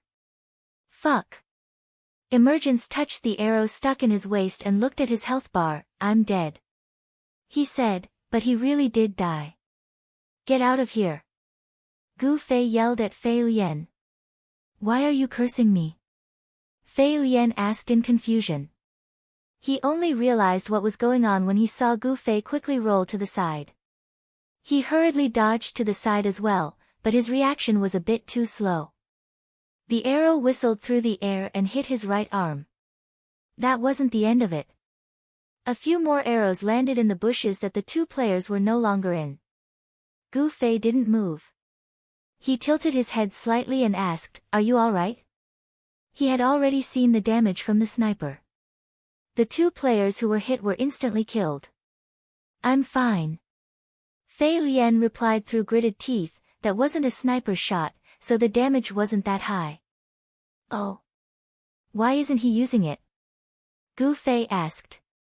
"Sniper skills have a long cooldown, so there's no way he could fire 2 arrows in a row," Fei Lian said. "You know quite well," said Gu Fei. "I'm an archer as well," Fei Lian replied. "Oh.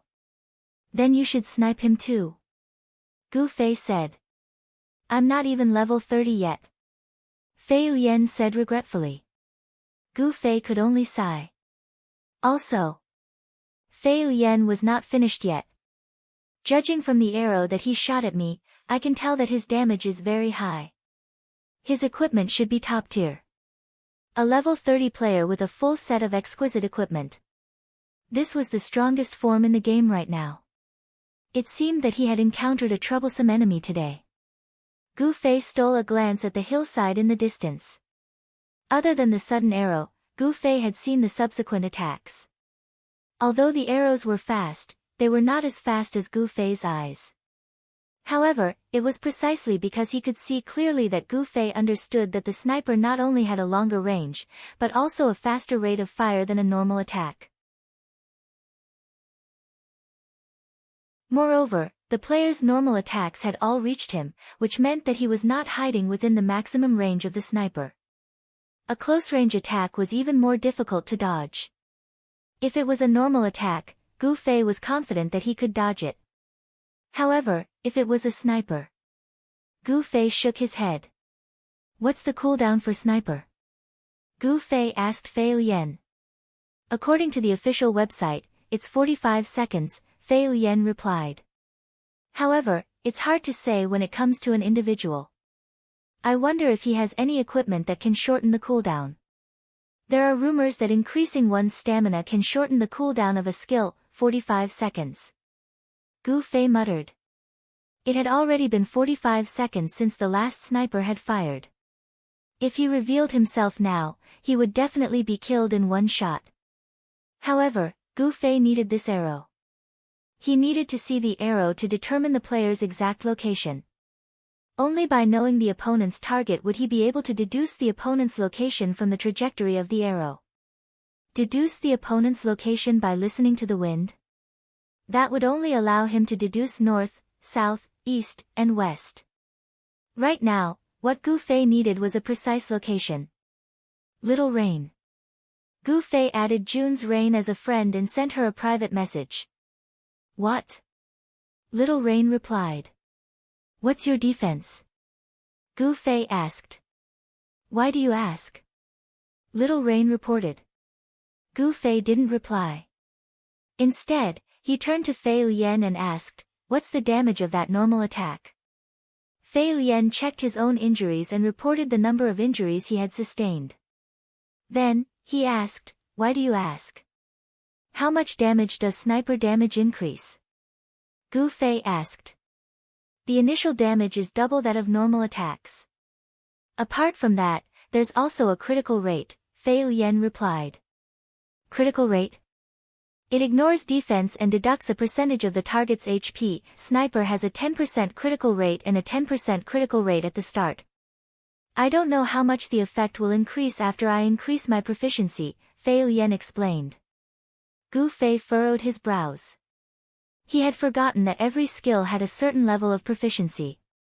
In other words, without knowing the opponent's skill proficiency, it was impossible to accurately calculate the opponent's attack's damage. If he were to calculate it based on the highest proficiency. Unfortunately, the parallel world had only just been created, and the official data was only at the beginner level. No player had reached the high proficiency level yet, so Fei Lian naturally didn't know about it. Little Rain, how much HP do you have? Gu Fei asked. After receiving the data, he did a quick calculation and sighed. It seemed like Little Rain's equipment wasn't very high quality. If the enemy's sniper had a critical effect, Little Rain would definitely die. If not, she would still be alive. However, if the enemy's proficiency level was higher and the damage was increased by more than 100%, Little Rain would definitely die. What? You want to block his arrow? Fei Lian guessed Gu Fei's intentions. I'm not blocking it. She's blocking it, Gu Fei said. And then? Fei Lian asked. And then? And then we'll know where he is. Then we'll finish him off, Gu Fei said. Fei Lian stared at Gu Fei in disbelief. From his tone, it sounded like he could easily finish off the archer if he knew where he was. Didn't he tell him that the archer was a level 30 archer with top-tier equipment? Furthermore, you still have to get close to him.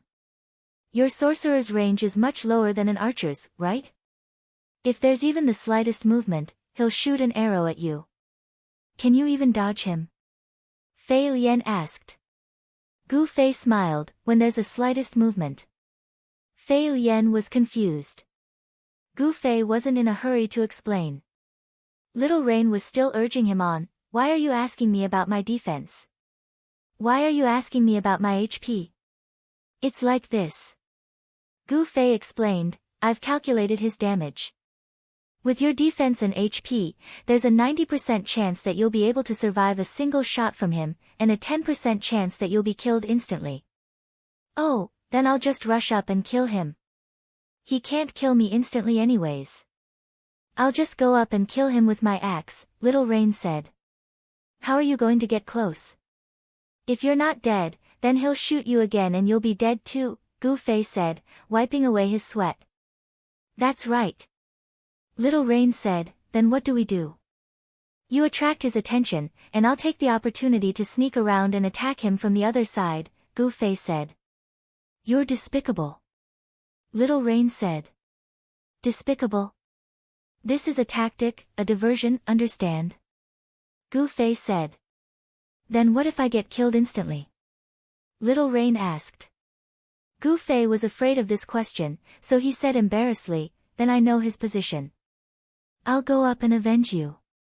All right. Let's do that. Little Rain replied. This girl was really simple. If it was anyone else, they would definitely question Gu Fei. How could a mere mage have the confidence to kill a level 30 archer? Gu Fei had been having a headache trying to convince others, but who knew that it would be so easy for him to deal with Little Rain? When I say yes, get up, Gu Fei said. Understood. The surroundings were once again quiet. Gu Fei lay quietly on the grass, waiting for an opportunity. Fei Lian obviously didn't know that Gu Fei and Little Rain had already discussed their tactics. He whistled at Gu Fei, and Gu Fei turned his head to look at him. What are you going to do? Fei Lian asked. Just lie there obediently. Gu Fei said with a smile. At this moment, the calm surface of the lake suddenly rippled. The mountain wind that would blow from time to time suddenly blew, blowing from the surface of the lake to the shore. The dense grass began to shake under the wind. Get up. Gu Fei sent a message to Little Rain. Whoosh. Little Rain stood up, and the sound of an arrow whistled through the air. Although Xiao Yu quickly wanted to shrink her body back, she was still unable to dodge. She was different from Gu Fei and Fei Lian. She was hiding behind the tree stump, and her opponents knew exactly where she was, so they were always ready to attack. Ah, she. Fei Lian turned his head and shouted at Gu Fei, huh? Where is she? Gu Fei, who was not far from him, had already disappeared. All that was left was a piece of grass that swayed in the wind. Fei Lian suddenly understood what Gu Fei meant when he said to take advantage of the wind. Only when he moved would his opponent not be able to determine his position. However, he could have used this opportunity to escape. Why would he challenge a level 30 archer? Fei Lian's gaze finally fell on Little Rain. It seemed that Little Rain was not unlucky enough to activate the 10% chance. The shot did not kill her instantly, and she hid behind the tree's stump again. Fei Lian thought to himself. They could have taken advantage of the wind to crawl away, but there was nothing around the tree stump. The warrior could not use this method. Gu Fei wanted to kill the archer because he wanted to help the warrior escape. However, on one hand, he wanted to help the warrior escape, but on the other hand, he wanted the warrior to be bait. Wasn't this person a little too contradictory? The conflicted Gu Fei had already circled around to the back of the hill. He had seen the arrow clearly and determined the opponent's position. At the same time, he saw that Little Rain was not dead, which made him feel very relieved. Right now, all he had to do was get close to the guy who shot the arrow and kill him. Gu Fei could already see the moving figure in the forest at the top of the hill. This guy actually knew how to change his position after shooting. How cunning. Unfortunately, the more cunning guy had already circled behind him.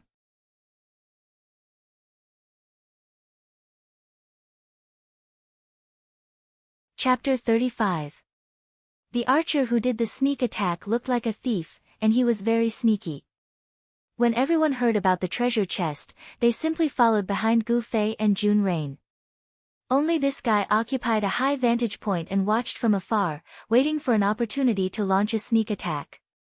This was not to Gu Fei's liking. To deal with such a character, Gu Fei's plan was to give him a taste of his own medicine. He would personally sneak attack him and let him know what it felt like to be attacked. The wind hadn't stopped yet, and the rustling of the grass completely covered the sound of Gu Fei's footsteps. Gu Fei lowered his body and slowly advanced through the grass, his eyes fixed on the archer's silhouette. The archer jogged along the hilltop, changed his position, and then immediately nocked an arrow and stood there motionlessly. Not bad at all. Gu Fei praised him in his heart. He was as quiet as a virgin. But this was for the best. If it was someone else who wasn't professional and kept looking around, Gu Fei would be afraid of being discovered. And so, with the sound of the wind, Gu Fei approached the archer step by step, and finally arrived behind him. The archer didn't seem to notice him at all, and continued to stare at the hillside. Gu Fei looked in the direction that the archer was looking at, and saw the wooden stump with the treasure chest, as well as the grass that he and Fei Lian had been hiding in. The corner of Gu Fei's mouth curled into a smile, and he raised his magic staff high in the air, and swung it down. The sound of the wind was too strange, and the archer finally noticed it. But before he could turn his head, the magic staff had already struck the artery in his neck. There was an acupuncture point on the carotid artery, so it didn't take much strength to knock someone unconscious. The game's simulation was very realistic, but the attack in the game was calculated based on the character's data. Gu Fei believed that his attack power wasn't enough to knock someone unconscious, so as soon as the stick came down, he immediately followed it up with a kick. He wanted to kick this person down and beat him until he couldn't get back up. Unexpectedly, there was a hillside in front of the man. He heard the sound and turned around, but he was kicked. His body tilted and fell to the ground. Then, he used the momentum to roll down the hill. Along the way, Gu Fei was worried that this guy would have turned into an idiot by the time he rolled down the hill. However, looking at his current momentum, what was more worrisome was that if they didn't stop him, he would just roll into the lake. He quickly opened his friend list and sent a message to Xiao Yu. "He's coming. Catch him." "Who is it?" Xiao Yu asked. "The enemy who shot you," Gu Fei said. Following that, Little Yu popped her head out from behind the wooden pillar. Gu Fei waved at her, but when he saw that she did not respond, he quickly sent another message. "Just stand there and wait. We'll be there soon." As he spoke, Gu Fei also hurried down the hill. Little Yu stood next to the wooden pillar and raised her head. Sure enough, not long after, she saw something roll down. Could this be the person that Gu Fei was talking about? Little Yu calmed herself down and looked at the thing. After confirming that it was a person, she jumped over and raised her leg. She stepped on the person and sent a message to Gu Fei. "Got it." The person who was stepped on didn't react at all. It seemed that he had already fainted after hitting his head on the tree. "Okay," Gu Fei replied as he hurried over. Little Yu was looking in his direction. When she saw another thing roll towards her, she was shocked. "There's another one." She had just been hit by a sniper. Although she had rested behind the wooden pillar for a while, her HP recovery was limited. Now that she had encountered another enemy, she was a bit lacking in confidence. Fei Lian saw that there was movement here and had already come out from the bushes. Little Yu saw that there was help. She didn't care who it was and immediately shouted, "Hurry, there's someone else." The Fei Lian was naturally shocked. He quickly drew his bow and charged over. When he looked up, he saw a figure riding a horse towards him from the hillside. The figure raised his bow and fired an arrow. Gu Fei was already close enough to see the two people's faces. He was just about to greet them when the light in the forest was dim and they didn't recognize him. The Fei Lian raised his bow and fired an arrow at him. Gu Fei quickly dodged and caught the arrow. He said angrily, "It's me." "Oh." Little Yu recognized Gu Fei's voice and quickly stopped the Fei Lian. "Don't shoot. He's one of us." The Fei Lian didn't even have the intention to shoot a second arrow. He didn't expect his opponent to catch it with his bare hands. He was still in a daze. Gu Fei rushed out of the forest and returned the arrow to the Fei Lian. He smiled at them and said, "It's fine now." The Fei Lian caught it in a daze. He didn't know what to do. Little Yu didn't notice these details at all.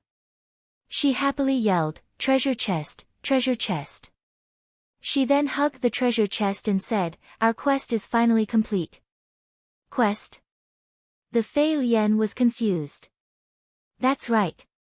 Our guild quest is to reclaim the treasure chest that was stolen." Little Yu raised the treasure chest high in the air. The Fei Lian's face fell. If he had known that it was a quest item, he wouldn't have tried to steal it. Then he remembered that he didn't come here with good intentions. It was only because of the sudden appearance of this archer that he ended up standing with these two people. Now that the problem has been solved, The Fei Lian couldn't help but take a step back. However, Gu Fei clearly didn't take it to heart. Little Yu was too careless and had long forgotten about it. As a result, the two of them didn't even pay attention to his existence. The Fei Lian let out a sigh of relief when he saw that the two of them weren't hostile towards him. His eyes began to wander around the person under Little Yu's feet. This person was an archer. An archer with exquisite equipment. Coincidentally, the Fei Lian was an archer. The Fei Lian gulped. Fei Lian, aren't you an archer? Look at this guy's equipment. Can you use it? Gu Fei said. What? The Fei Lian was shocked. Did he hear wrong? Even though these two weren't archers, this was still exquisite equipment. They could sell it on the market and buy the exquisite equipment they needed for their classes. It would be the same. The Fei Lian looked at Gu Fei, then at Little Yu. However, the two of them ignored him. Little Yu was holding the treasure chest and studying it.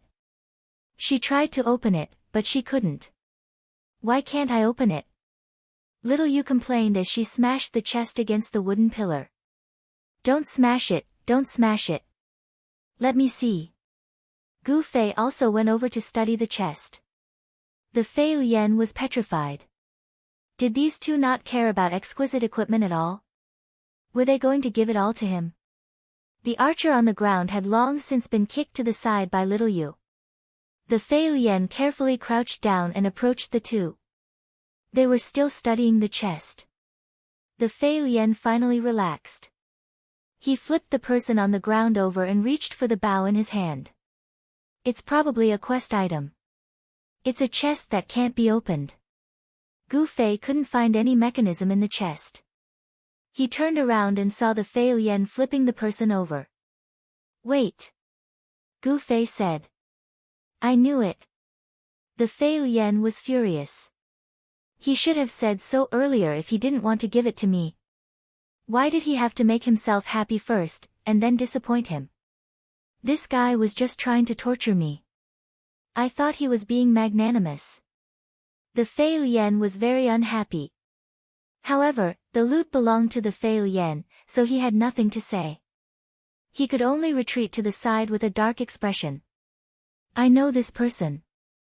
Gu Fei smiled bitterly. Huh? The Fei Lian was shocked. Yutian Shinming, Gu Fei said. This name sounds familiar. Fei Lian was a veteran player as well. He used to play as a mage, Gu Fei said.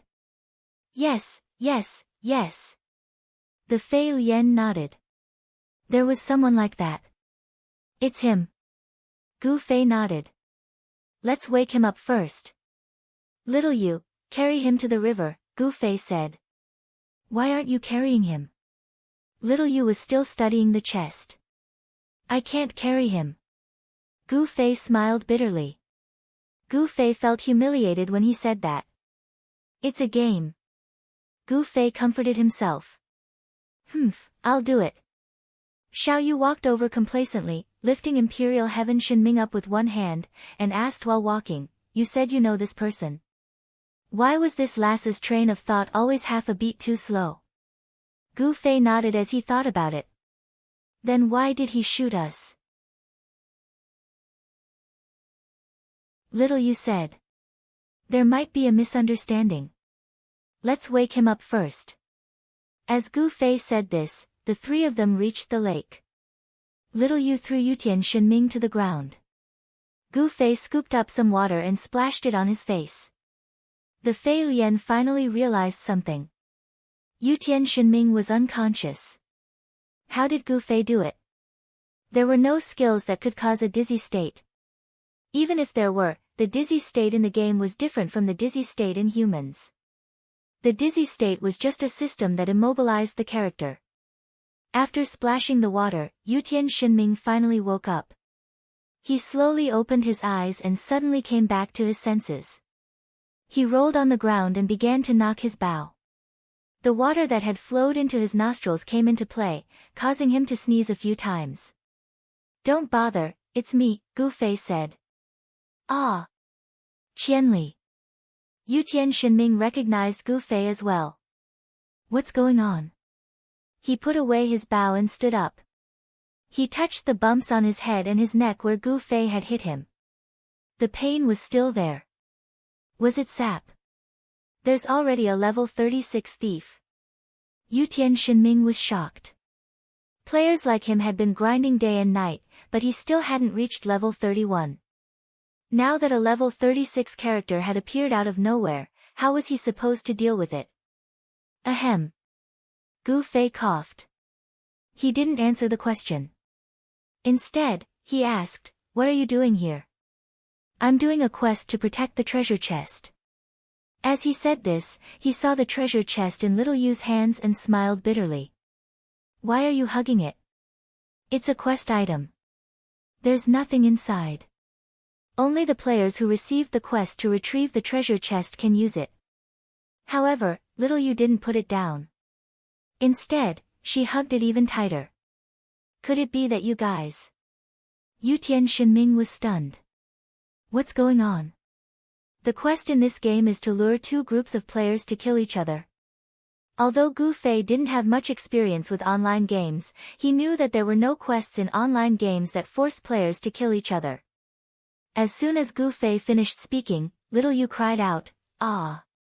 Sister July and Sister Luo Luo are all dead.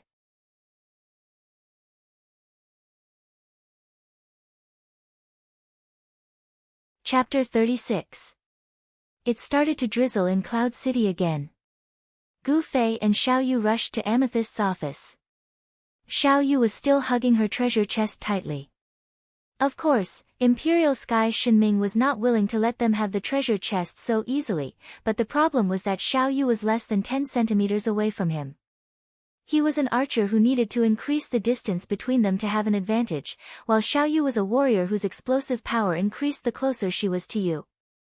The only way to widen the distance was to the left, right, or back. At that time, Yutian Shinming had Gu Fei on his left and Fei Lian on his right. Behind him was the bottomless cloud suburb lake. More importantly, the treasure chest wasn't in his hands at that time. In the end, everyone went their separate ways. The treasure chest was still in the hands of whoever had it. All of them seemed to have a tacit understanding to forget about this matter. In Amethyst's office, the oppressive atmosphere made Gu Fei feel like he couldn't breathe. Once again, he walked to the window and casually pushed open the two windows. The girls didn't look happy at all. They didn't feel any better just because Xiao Yu brought back the treasure chest. This was because the blow they suffered was too great. Of the 7 teams that went out, apart from Gu Fei and Xiao Yu's team, the others were all annihilated. Xiao Yu only called out July and Luo Luo, but that was just to pick out the representative characters. It was heartbreaking to suffer such a heavy blow on their first guild mission. Gu Fei could also understand a little bit of their thoughts. For a long time, male players dominated the game, while female players were mostly like flower vases. These girls gathered together to prove something, but unfortunately, they didn't get off to a good start. After being depressed for so long, it was about time for someone to explode. Gu Fei thought. For example, Despicable. The first to explode was just as Gu Fei expected. It was the Grandmaster of Combat called Fiercely. He got up and kicked a chair away, slammed the table, and started cursing, "If you're so good, come at me with real weapons. What's the point of sneaking up on me?" After cursing for almost 10 minutes, Gu Fei had a rough idea of what was going on. This girl was killed by a thief who had sneaked up behind her and stabbed her in the back. She didn't even know what the other party looked like, and she was now strongly criticizing the other party for not being honorable. In this regard, Gu Fei, who had just carried out a sneak attack, could only snort in disdain. He also preferred to fight face-to-face, but he didn't despise sneak attacks like Fiercely did. He even felt that sneak attacks were a higher level of knowledge. Not only did he have to study the opponent's mentality, but he also had to grasp the timing of the attack, and at the same time, he had to make a fatal strike. Compared to defeating the opponent face-to-face, launching a sneak attack to deal a fatal blow required more skill. Fierce's outburst stirred up the emotions of the girls, and a lively discussion began. Gu Fei spent a lot of effort to search for useful information, but the word he heard the most was, instant kill. Of the 12 girls that went out, 11 were insta-killed, and the other one was insta-killed. The reason was that the warrior's whirlwind slash wasn't aimed at her, and she wanted to rush forward to be in the same boat as her sister. In the end, she was killed. Next to instant kill, a few high-frequency words appeared: backstab, whirlwind slash, and snipe. Although the levels of the girls weren't high, it wasn't easy for them to kill a player in an instant. Combined with the Yutian Shinming that he and Little Rain had encountered, 3 names appeared in Gu Fei's mind corresponding to these 3 high-frequency words: Sword Demon, Unscathed in Battle, Yutian Shinming.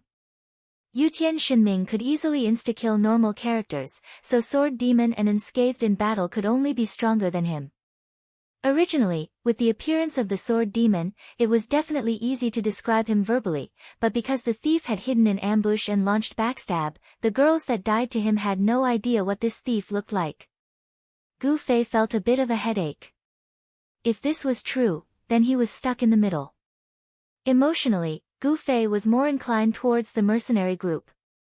After all, he felt that no matter what, he couldn't integrate into this all-girl guild. If it wasn't for the minimum number of people, Gu Fei would have left a long time ago. However, from a logical point of view, it wasn't clear who was right and who was wrong in this matter.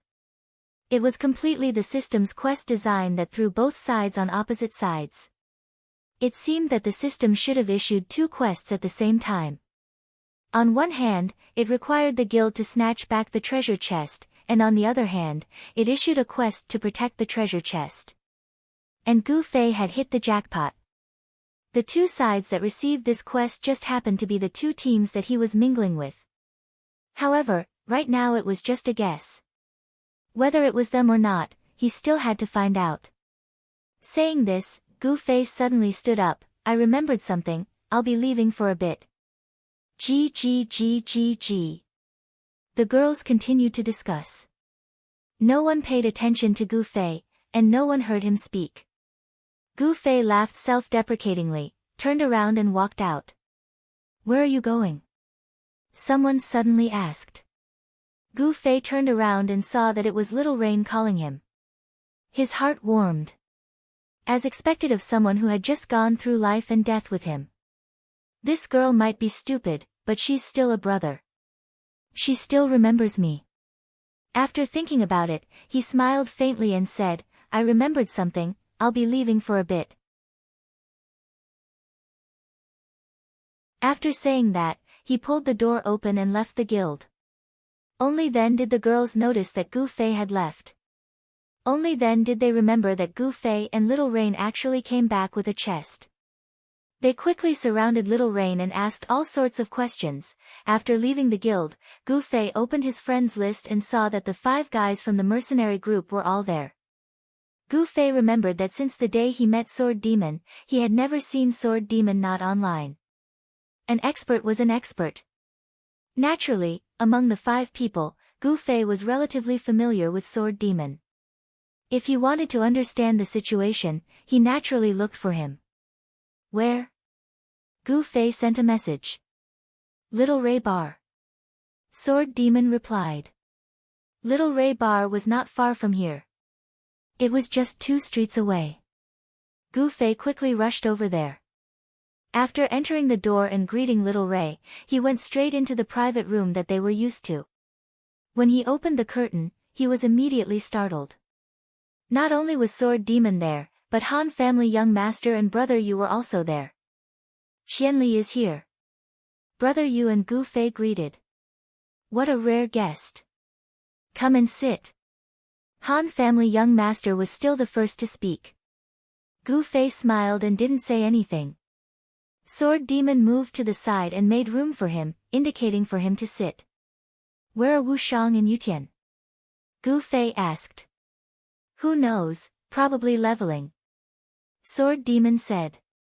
You bunch of leveling maniacs, you don't know how to enjoy life. You have to know that we play games to sublimate our lives. Our empty and lonely spirits will be perfectly restored here. This is the enjoyment of beauty. Han family young master said. Did he drink too much? Gu Fei asked Sword Demon. Sword Demon lowered his head and rubbed his temples. No, he's just like that. Gu Fei looked at Sword Demon sympathetically and continued to ask the three, are there any quests today? Han family young master held his wine glass and smiled, normal quests are not worth our time. What normal quests? Gu Fei immediately asked. Go to the mercenary building and see for yourself. Han family young master said. You didn't take any quests. Didn't I say that they are not worth our time? Han family young master said impatiently. Gu Fei was in a daze. If that's the case, then it wasn't a mercenary group that attacked Amethyst. Gu Fei let out a long sigh of relief. It was great that he didn't have to be stuck in the middle. As for who the attacker was, Gu Fei was indifferent to it. It was an online game. All they did was fight and kill all day long. Moreover, this was a system setting that forced the two parties together. There was no enmity or grudge between them. In the end, it was just that Amethyst wasn't as skilled and failed the quest, while the other party succeeded. If these girls still wanted to take revenge, then that was a matter for later. There was no need to think about it for now. Moreover, whether or not they would bring him to play was still a problem. Gu Fei relaxed and lifted the curtain, shouting outside, Little Ray, bring me a glass of wine. Gu Fei's joyous expression caused the other three to scratch their heads in confusion. Han family young master said unhappily, you look like you're happy that you didn't get a quest. No, it's not because of that. Gu Fei quickly said. Then what's the matter? Han family young master said, you're acting a little weird today. How so? Gu Fei asked. You don't look like you don't come without a reason. Han family young master said. No way. Gu Fei quickly said, I'm just here to sit with everyone. Gu Fei did not want to tell the truth, because it meant that he would have to tell them that he had joined the Amethyst Rebirth. Gu Fei wasn't a fireball. Mingling with a group of girls wasn't a good thing for him. It was something that was hard to talk about. What are you sitting for? We're not that close yet. Han family young master said. Damn, you're being too direct. Gu Fei was depressed. It was true that they had only known each other for less than 3 days, and this was the third time they had met. However, it was a little immature for him to be so direct. Sword Demon shook his head and said, no, he's just like this. Sword Demon, speak up if you have something to say. Han family young master slammed the table. Sword Demon shook his head again, hey, I'm just like this. Gu Fei finally realized that something was wrong with Sword Demon. He said blankly, what's going on?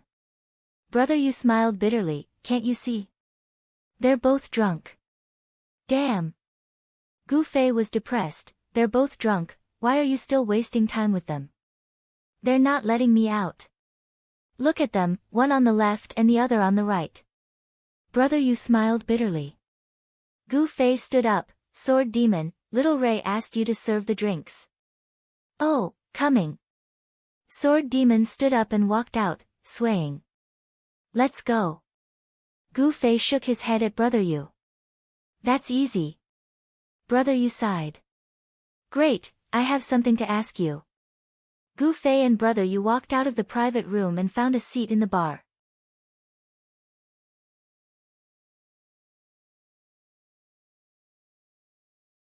Chapter 37. Han family young master's stubborn voice came from the private room, Sword Demon, if you have something to say it out loud. Sword Demon wasn't even in the private room at this time. He was lying in front of the counter and begging Little Ray, where's the wine? Didn't you ask me to get the wine? Give me the wine. Little Ray smiled bitterly and looked at Gu Fei and Brother Yu. He knew that Sword Demon was their friend. Brother Yu wanted to get up but was stopped by Gu Fei. He looked around and saw two warriors wearing beginner's equipment at the table next to him. "Hey, bro!" Gu Fei called out to the two. The two turned around. "Do me a favor. Carry that guy to the back of the bar and throw him away. I'm a mage and I really don't have the strength." Gu Fei pointed at Sword Demon and said to the two warriors. The two were at a loss and didn't move. Gu Fei thought for a while and took out 2 gold coins from his pocket. "Help me." The two warriors' eyes lit up. For normal people, it didn't matter if you were a mage or not. Gold coins were beautiful things that they loved. This wasn't something that a beginner player could easily see. In fact, Gu Fei was already a rich man in the game because of the mercenary business he had done yesterday. The two warriors took the gold coins and stood up. They immediately went over to carry Sword Demon. Sword Demon was so drunk that he couldn't even straighten his back. He didn't have the slightest ability to resist and was quickly carried out of the bar by the two. After a while, the two returned and looked at Gu Fei excitedly. "Brother, is there anyone else you want to throw out?" No, thank you," Gu Fei said to the two. "Is this okay?" "Brother, you looked a little worried." "It's okay, don't worry," Gu Fei said. At this time, the song of the Han family young master came from the private room. Gu Fei immediately had the impulse to call the two little warriors back. "He looks like a cultured person. He speaks like he's reciting a poem." "Why?" Gu Fei mumbled. "Looks like you don't know." "Brother, you laughed." "Han family young master. This is his new name in the game. In the previous game, his name was Drunkard." "Is that Sword Demon called Smoker?" Gu Fei said. "I think so, before the infernal realm." Brother, you nodded seriously. "That's true." Gu Fei was completely convinced. "Then why did you change the name?" "About that. I heard that it's because the inseparable Smoker and Drunkard duo is always used by Fujoshis as a joke. That's why the Sword Ghoul refuses to call himself Smoker when he plays Infernal Realm. In this parallel world, Gongzi simply changed the name." "Brother, you explained." "Oh." Gu Fei responded with a long sigh. In the end, he asked, "What are Fujoshis?" "Ah. It's a strange creature." "Brother, you said." Gu Fei seemed to have a complicated expression. He didn't ask any more. He waved his hand at Little Ray. "Little Ray, give me 2 cups of the most expensive wine." "There's no need to spend so much money, right?" Brother Yu was shocked. As an intelligence expert, he was very clear about the price of the most expensive wine. It's fine. Gu Fei waved his hand. When the wine was brought over, he asked for the price. Gu Fei sucked in a breath of cold air. "It's really expensive." "Put it on the Han family young master's tab." "Ah." Little Ray was stunned. "Isn't he still here?" "Put all of our table on his tab," Gu Fei said. "Oh." Little Ray didn't say much. He wasn't afraid of not receiving the money. This kind of behavior of taking something without paying was considered fraud. One could complain to the system. In order to protect this very realistic business system, the system took very good measures in this aspect. In front of the system god, even the strongest player was just a paper tiger. "You're too bad." Brother Yu looked at Gu Fei and said, "You're really good at hiding your true colors. Drink." "It's a rare opportunity." Gu Fei held the cup. Brother Yu took a sip and clicked his tongue in wonder. "It's really different. It's worth it." "Yes. Especially since I don't have to pay for it." Gu Fei picked up the cup and drank it in one gulp. Little Ray, another cup. "Brother Yu, by the way, didn't you say you had something to ask me?" Brother Yu asked when he saw that Gu Fei had already picked up the second cup. He was worried that Gu Fei would soon be drunk if this continued. "Yes, there is." Gu Fei put down his glass. "In this game, would there be such a mission?" It would be given to two people to accept it, and then both parties would stand on opposite sides, such as. Gu Fei was afraid that his explanation was not clear enough, so he wanted to give another example. Unexpectedly, Brother Yu had already nodded.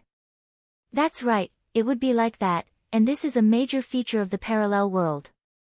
Generally speaking, guild quests that involve many people have a higher chance of receiving a two-way quest. The chances of receiving a solo quest is lower.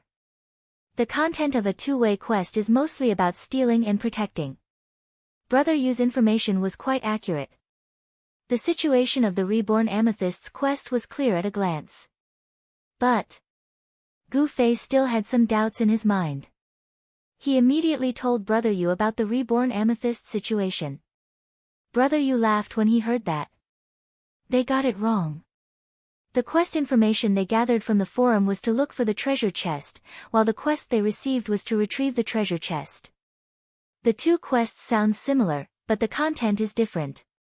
For a quest like retrieving the treasure chest, of course, no one would write a strategy because the opponent is different every time. There's no fixed strategy to follow. That makes sense. Gu Fei listened and nodded. He raised his head and downed another cup. Little Ray, drink. Can you hold your liquor well? Brother Yu was worried. Don't worry. Gu Fei smiled. I'll only drink 1 cup. I'm not like those two. Brother Yu nodded and asked, why are you concerned about this? Have you joined a guild? No. Of course not. Gu Fei hurriedly said. He hung out with a bunch of girls. If word got out, he would be a laughing stock. In the end, he made up a small lie. It was basically an adaptation of what happened at Yunjiao Lakeside. He described himself as the kind of guy who had nothing better to do, lying behind and watching people snatch the treasure chest. Yunjiao Lakeside. Ha! Brother Yu, the king of information, obviously knew what kind of place it was. When he heard that Gu Fei went there, he immediately smiled ambiguously. Just passing by, just passing by. Gu Fei hurriedly said. Oh right, I also met Yutian Shinming. He was doing some treasure chest protection quest. The last sentence was purely to change the topic. Gu Fei originally did not intend to mention Yutian Shinming. Oh. He joined a guild. I've never heard of that. Brother Yu said. His guild seems to be pretty strong. They wiped out everyone who came to steal the treasure chest. I heard that if it wasn't whirlwind slash, snipe, or concealed backstab, they all sound like experts. Gu Fei said. Oh, they aren't weak. There's probably only one guild like this in Cloud City. Brother Yu said. Which guild? Unstoppable 4 Seas. What a lame name. Brother Yu laughed. In the game, a guild with a lame name isn't too weak. Why? Think about it. With such a lame name, a lot of people would definitely think of it. If he could build it, then that means his guild was built quite early. If he built it early, then he would have a longer time to develop. He most likely won't be too weak. Brother Yu said. That makes sense. Gu Fei had learned a lot today. As the saying goes, listening to a gentleman's words is better than studying for 10 years. It seemed like he needed to talk more with Brother Yu and increase his knowledge of the game. The game wasn't life. It was better to avoid mistakes like when he tried to intercept them at the lakeside but was forced to the ground. Okay. Gu Fei finished his 3rd cup and stood up. There's nothing else, I'm leaving. See you later.